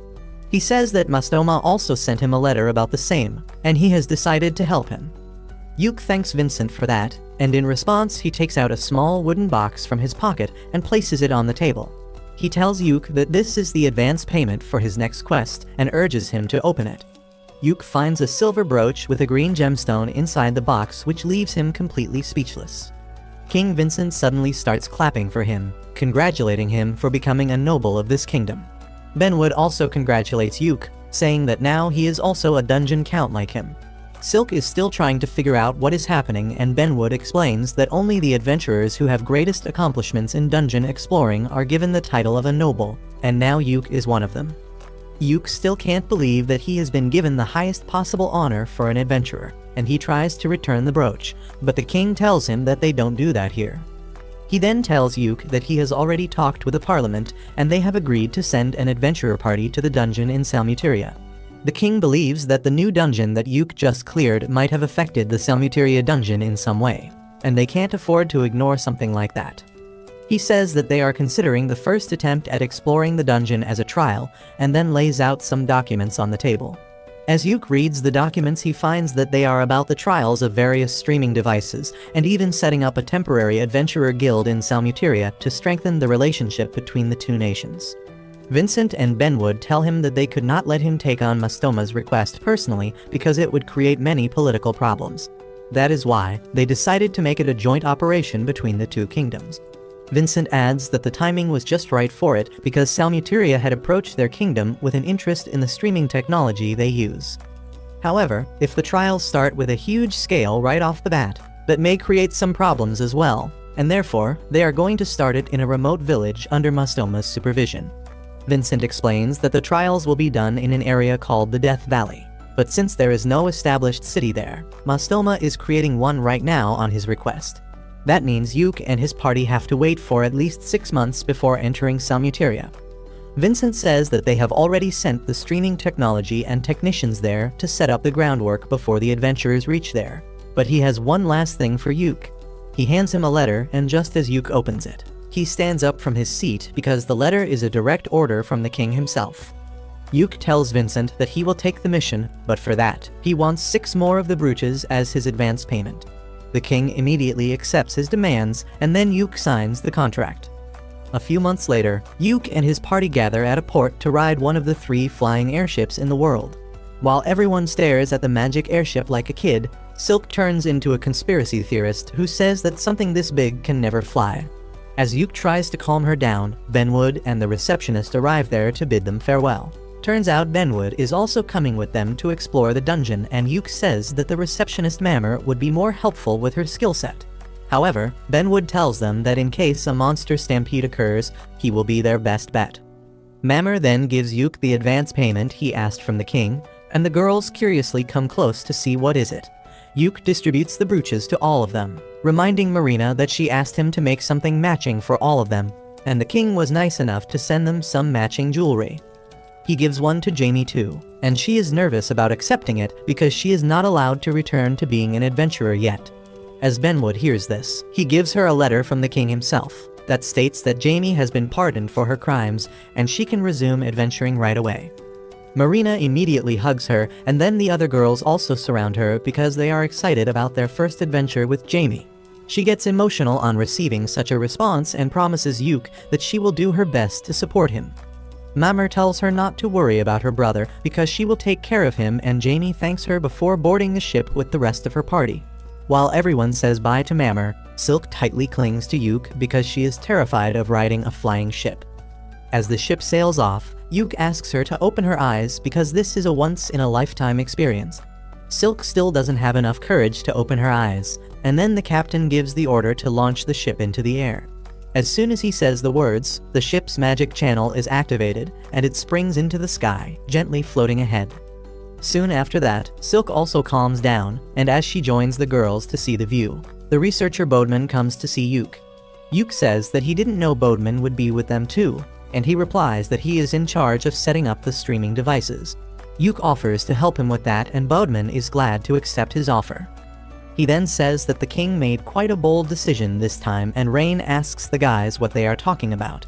Yuk explains that King Vincent is supporting Mastoma, which means he is backing him as the candidate to become Salmuteria's next king. However, in case Mastoma loses and someone else becomes the king, it may harm the relationship between the 2 countries. Bodeman says that it all depends on Yuk now, and then tells everyone to have a fun time in Salmuteria.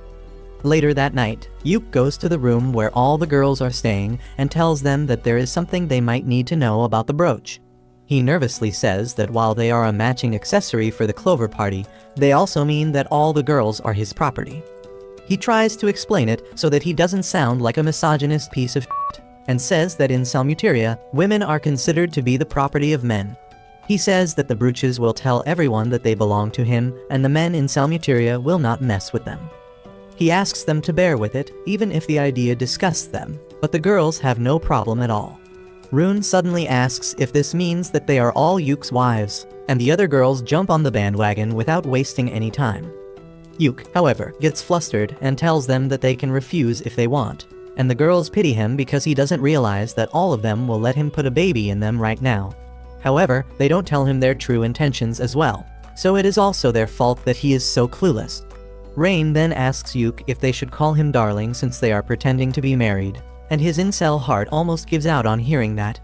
He asks everyone to call him normally because doing something they are not comfortable with can be problematic. Suddenly, Min raises her hand because she has a question too. She asks Yuk who is going to be his head wife, because in Salmuteria, every guy with a harem has a head wife who is basically the boss of the harem. Yuk thinks about it for a while, and then names Rain as his head wife because she has already met Prince Mastoma, and she knows the full story of this mission. Everyone else also agrees to the suggestion, and then Yuk decides to leave for his room. Marina teases him, asking if he wants to sleep with his wives tonight, and the flustered Yuk leaves in a hurry. As he is walking back to his room, Rain runs after him, asking if he was being considerate of him just now. Yuk affirms, saying that they can't just tell everyone else that she is a noble by blood and they are already legally married. Rain understands his point, but she tells him that their bond is a special one, and he doesn't need to force himself to do anything he doesn't want. He pats her head, saying that he wanted to do it for her, and Rain hugs him, telling him that he can be more unguarded around her. A few days later, their ship finally reaches Salmuteria, and as Yuk watches over the landscape with Benwood and Bodeman, They say that they will probably camp at the landing site for tonight. Benwood says that even though Prince Mastoma promised to send someone to escort them to the city, they will probably not travel during the night, and Bodeman hopes that is true. Just then, the alarm rings and the ship's captain orders the crew to prepare for landing. As they go down the clouds, Yuke gets really excited about what he is going to see in the Salmuteria Kingdom. But the first thing they come across after landing is a gang of vicious bandits.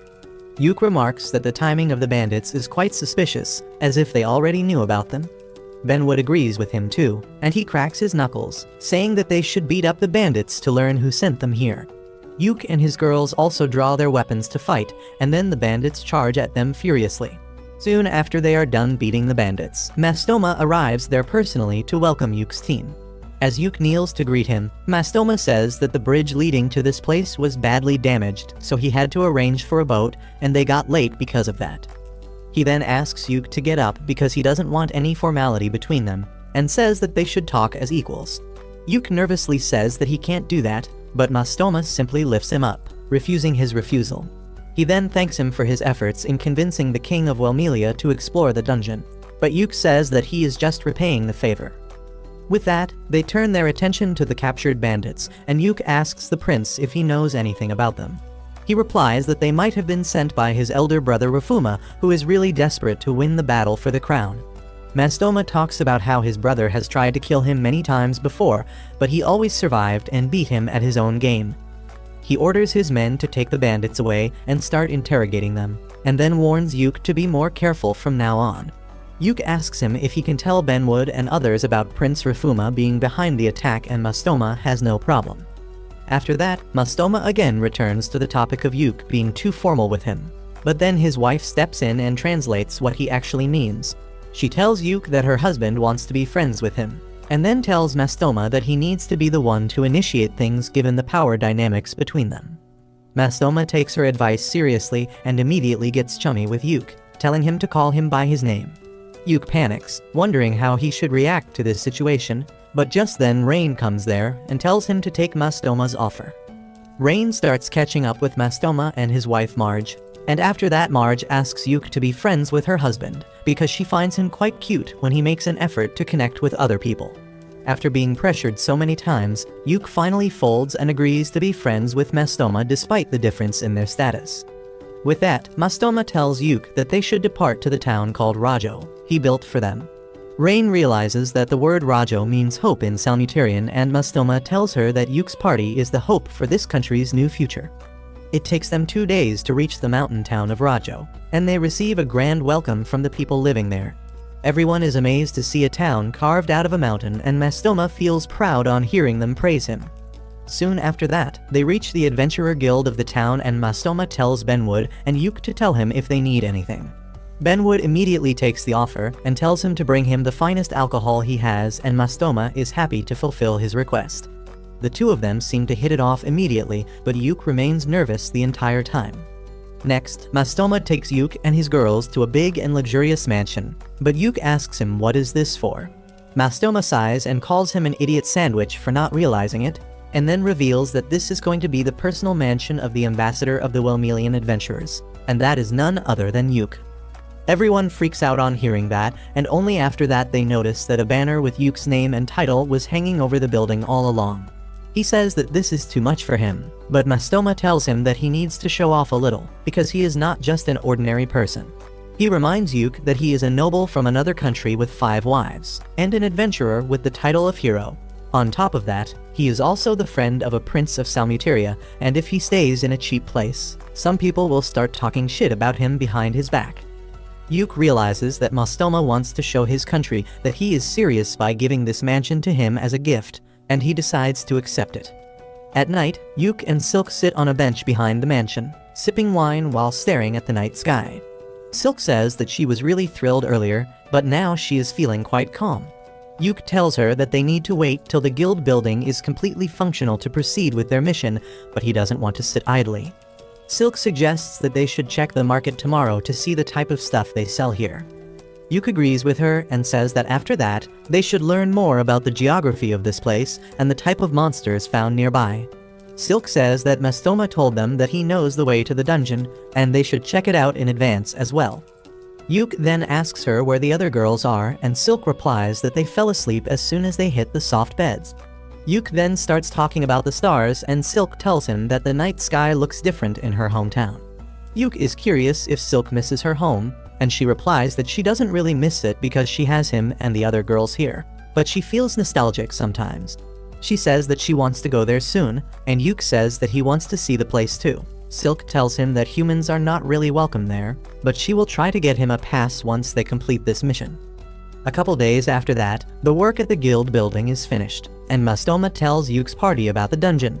He says that they have to pass through a place called the Death Valley to reach the dungeon, which serves as the tomb for one of his ancestors. Yuk says that his party will immediately start exploring Death Valley while clearing a way to the museum. Bodman says that he will continue working on setting up the streaming devices because they need some more work, and Benwood adds that he is too busy conducting background checks on the people from Salmuteria who have applied to become an adventurer. He asks Yuk to lend Jamie to him because she helped at the guild for 6 months and has some experience with handling the paperwork.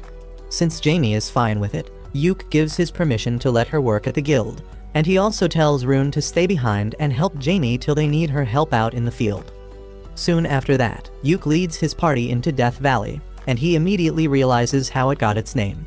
There are monsters everywhere, and some of them have already died because of heat and dehydration.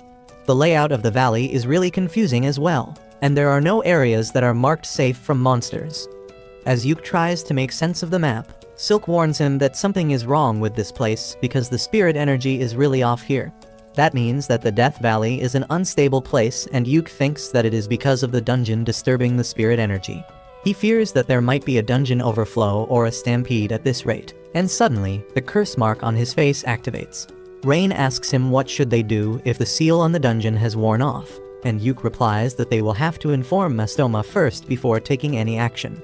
However, he decides to continue investigating till they have solid proof and tells the girls that they are going to be camping here tonight. At night, Yuk's curse mark starts acting up even more, and he feels like it is reacting to something in the direction where the royal tomb is. Rain tells him that she can also feel something is off, and just then, Silk calls them both to discuss their plans for the next day. Everyone gathers around the fire as Yuk tells them that the goal for tomorrow is to reach the royal tomb, when suddenly, a sharp wind blows and everyone gets alert. They get up and draw their weapons because they sensed a strong monster nearby, and then Yuk's curse mark starts hurting. The girls are also scared because the presence they felt was unlike anything they have experienced before, but Yuk asks them to calm down. He tells Neen to scout the surroundings and find what is wrong without putting herself in danger, and she soon returns with shocking news. She reveals that there is a group of 20 monsters heading towards them from the east. And what is even more surprising is that there are different types of monsters in the group. Yuk panics on hearing that because it means the situation is as serious as a dungeon stampede, because normally, only a single type of monsters come out of a dungeon. He then asks Silk if they can get back to Rajo before the sun rises, and she tells him that though it will be hard and risky, it is possible. Yuk decides to take that risk because reaching the town and informing everyone comes first. He puts out the fire and tells the girls to be on high alert as they run because they don't know what kind of monsters they are facing, and the night doesn't work in their favor as well. He then boosts their physical abilities so that they can run faster, and just a few minutes later, they run into some dino monsters. Luckily, Neen senses them in time and Yuk puts them to sleep with his magic, giving Marina the chance to finish them off. They resume running with that. And then Silk tells Yuk that the dungeon is definitely affecting this place, and the problem might be even more serious than a stampede. Yuk agrees with her, and says that they need to do something about it soon, because at this rate, the dungeon may create problems for the whole of Salmuteria. Just then, Rain asks everyone to stop because she found a shortcut. Neen tells her that there is no shortcut, but Rain points at the cliff in front of them, saying that they just need to go down, so they shouldn't waste time by using the route they took to climb up. She uses a spell to slow down their falling speed, and just as she finishes casting it, the group of monsters approaches them from behind. Everyone jumps down the cliff before the monsters can reach them, and they land safely thanks to Rain's spell. Yuk recharges her mana and Rain tells him that she knows a couple more shortcuts that can make their work easy. They start running again, but soon another group of monsters comes in their way. Thanks to Neen's directions, Marina, Silk, and Yuk manage to take the monsters down immediately, and then they resume running. They reach the town before sunrise, and while everyone else is tired and goes to sleep, Yuk and Silk call a meeting with Mastoma and others. They give a detailed report of what happened, and Bodman checks the recordings to confirm that a dungeon stampede is going to start soon. Mastoma gets worried on hearing all this, and he asks everyone how do they handle such situations in their country. Benwood tells him that they send multiple adventurer parties to reduce the number of the monsters and find the cause of the stampede, and Bodman adds that they sometimes send the knights as well. Unfortunately, Salmuteria doesn't have either of them, and he asks Benwood if he can just call some adventurers from Welmelia to help him. Benwood says that it is possible, but it will cost a lot, and more than that, it will create a lot of problems politically. Mastoma says that he will talk to his father about it immediately because it is a matter of national importance now, and that surprises Yuk because only Mastoma knows about the dungeon, and now he is willing to make the information public. Mastoma tells him that he doesn't care if his brothers take an interest in conquering the dungeon as well, because now it is a matter of national security, and he must protect his people before thinking of anything else. He then bows down before Yuk and others, telling them that he can't do much right now because he is not the king, but he wants to save his country, and for that, he is willing to beg for their help. Benwood tells him that he will immediately start the process, and then Yuk promises him that he will do everything he can to help him. Soon, the paperwork and other formalities for sending adventurers from Welmelia to Salmuteria are completed thanks to Mastoma's efforts. However, Benwood tells him that they need at least 1 month to gather their strongest adventurers and send them over by the flying ship, and sending the full force will take even longer. Mastoma says that it is too long, and Yuk says that they just have to fend off the monsters with the forces they have till then. Benwood tells Yuk that it will be too difficult for his party alone, and he will join them. But even then, it might not be enough. He asks Mastoma when can the armed forces of Salmuteria join them, and learns that he has summoned the common soldiers, knights, and some monster-hunting families for the task. But they are moving quite slowly, possibly because of the interference of his elder brother. Yuk confirms that their supply chain is not broken yet and tells Mastoma that he needs to order some new things. He asks Bodman for help, and he suggests that they should place some traps along the way for monsters. He says that Salmuteria is rich in artifacts and their knowledge, and they should use them to fight against the monsters because that way, they will suffer less casualties. Yuk seems to want to say something, but he hesitates because he doesn't agree with his plan himself. Benwood tells him to spit it out anyway, and Yuk suggests that after using artifacts to reduce the number of the monsters, the Clover Party can quickly raid the dungeon and try to clear it. However, he thinks that it will practically be a suicide mission because they know nothing about the dungeon. Benwood thinks that it is a good idea, and that starts a debate between him and Yuk. In the end, Yuk says that he can't put his friends in danger, and Benwood doesn't object to that. But he says that if anyone can solve this problem before a full-blown dungeon stampede starts, it is the Clover Party. Soon, Yuk returns to his mansion, where Silk tells him that they had a discussion about the situation too, and she believes that attacking the dungeon quickly is their best course of action. Yuk tries to convince them that it is too dangerous, but Silk says that Rune told her something concerning the dungeon. Yuk asks her what it was, and Rune says that the area outside the dungeon felt strange, almost as if its layers were being peeled away like an onion to reveal its true form. Rain says that those layers must be the seals that were placed on the dungeon, and now they have been broken. Yuk soon comes to the conclusion that the reason behind the seals being broken is what happened at the previous dungeon. Rune also seems to agree with him, and Yuk decides to ask the girls what they want. He turns to Marina first, and she tells him that she will simply follow whatever decision he makes. Silk says that the rest of the girls are thinking the same thing, and then Jamie asks Yuk if he plans to run away from this situation. She tells him that she will stay behind with Benwood to protect the base, and Yuk is surprised that she is not coming with them. Jamie says that she has not had any practice in months, so she might not be good in the dungeon, but she can at least defend the city. She asks Yuk to think carefully and make the decision because everyone will follow him no matter what he decides. Everyone gathers around him, and that gives Yuk the courage to declare that they will launch a quick attack on the dungeon before things can get worse. The next day, they call a meeting and Yuk explains that they have 3 things to do on their mission to conquer the dungeon. The first thing is to set up the transmission network so that the live stream video from the dungeon can be shared to the base without a problem. Bodman thanks them for taking on this job when it is supposed to be his responsibility, and Silk says that the Valley of Death is too dangerous for non-combat normies like him. Their next mission is to find the best route to enter the dungeon and do a check of the live stream network, and Silk says that they plan to do both of them at once. Yuk adds that if they can find the entry point and the video reaches the city, they will move on to the third part of their mission, which is to conquer the dungeon. Benwood and others tell him that they will handle any monsters that escape during the stampede, and then Yuk asks if anyone has any questions. Rune raises her hand, asking Yuk to take her along. The girls try to tell her that the valley is really dangerous, but Rune says that since she is the Golden Priestess, she can sense distortion in space and time, and if she gets close to the dungeon, she might be able to figure out something. She tells Yuk that there is a lot of distortion in the dungeon here, even though it is not the same as the Golden City. She can't tell anything more than that right now, so everyone decides to let her come along. They set out on the mission the next day, and Yuk and Rain set up the artifacts to transmit the livestream. Yuk gets exhausted pretty quickly because he didn't expect it to be so hard doing something technical, and Silk tells him that he doesn't have to force himself. However, he assures her that he is fine and says that they will camp at the place where they stayed last time.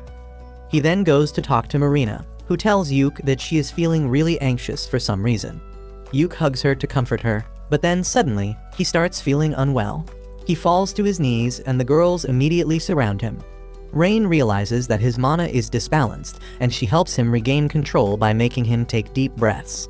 Just then, Neen comes there running with an urgent news, and Yuk buffs everyone so that they can see what she found. Neen takes them to a cliff from where they can see a giant dark sphere located in the same direction as the dungeon. Yuk starts feeling uneasy after seeing it, and the curse mark on his face appears. He feels like he has seen the dark bubble somewhere else, but he can't remember where. He decides that the dark bubble is really dangerous, and they need to get away from this region immediately. He asks Silk to summon her snake spirit to learn if there is any danger here, and then tells Rune to climb on his back because they need to run. They reach at dawn, and everyone feels more relieved physically and mentally. Yuk says that they found something really interesting today, but now they have no means to launch a quick attack on the dungeon to conquer it. He thinks that they won't be able to break through the dark bubble and decides that informing Mastoma and Benwood comes first. As the sun rises, they reach the main city, and Yuk finds everyone in a state of panic. He asks a guard what happened, and learns that Prince Rafuma has arrived in the city, and he wants to seize control of the city as well as the broadcasting artifacts here. Yuk immediately decides to intervene in the matter and goes to Mastoma's office, and he can hear the two princes yelling at each other all the way from the corridor. He takes a deep breath as he opens the door, and then introduces himself to Rafuma, who mocks him for being just a king. Mastoma asks Yuk to ignore the fat bastard and give his report, and Yuk tells him about the big black barrier that is surrounding the dungeon. He says that the barrier is radiating a dark and tense energy that has made the monsters go crazy, and at this rate, a dungeon raid is out of the question. Mastoma asks Yuk more about the barrier, but he has no idea what it is. Just then, Rune arrives there in her Golden Priestess form and says that the Black Barrier is actually this world's outer sea. She explains that every world is like a bubble floating in a sea of darkness. Mastoma has heard about the multiverse theory, and he asks Rune if the Sea of Darkness is flowing into this world. Rune tells him that it is something else entirely, because it appears that this world has become an inverted dungeon. She says that soon, this world will be covered by complete darkness like the one she and Yuk experienced in the past, and they need to clear the dungeon before that. While Yuk and Mastoma are worried about this, Rafuma thinks that it is just a pile of He tells Yuk to leave his country because the problem started the moment he came here, but Mastoma tells him to go away if he can't help. They stare at each other with hatred and anger for a while, and then Rafuma leaves, telling Mastoma that they are not done talking yet. Just as he leaves, Benwood comes running with another urgent news. He tells Mastoma and Yuk that a strange black barrier has appeared in dungeons all around the world, and he already knows that this is the sign of an inverted dungeon. Benwood explains that a tragedy like this occurred 16 years ago, and Yuk says that he has never heard of anything like that. Benwood says that it was kept top secret, and the reason he knows this is because he was a member of the party that sealed the inverted dungeon in Infinite Darkness. He says that they found an abyss door leading to another world in the Infinite Darkness dungeon and managed to seal it, and Mastoma asks more about that. Rune explains that Infinite Darkness is a stairway to multiple worlds. All the dungeons originate there, and eventually they return to it once they are destroyed. This makes Yuke realize that all the dungeons in the world are connected to each other, with infinite darkness being the common point. He tells Benwood that the abyss gate his party sealed has been opened, and the darkness flowing through it is leaking out through other dungeons, and that is the cause of the black barrier around the dungeons. He says that if they don't do anything, the entire world will be engulfed by darkness, and that means they need to cut off the problem at its root. He declares that they need to conquer the abyss gate at the bottom of the infinite darkness dungeon, because that is the only way to save the world. Hearing those words reminds Benwood of his glory days, when he raided the infinite darkness dungeon with his party that included the receptionist Mammer, the old hag Maniela, and Yuke's uncle Saga. After sealing the abyss gate, Benwood said that this is only a temporary relief measure, and until they defeat the Demon King, the dungeon would become active again and the world would be in danger of being swallowed by darkness. Saga remarked that the same thing happened to Yuke's homeland, but he was hopeful that someday, a hero would arrive to defeat the Demon King and conquer the infinite darkness once and for all. Back at the meeting, Benwood tells Yuke that if he plans to close the infinite darkness dungeon, they need to send a special investigation team in to find more details about it. He says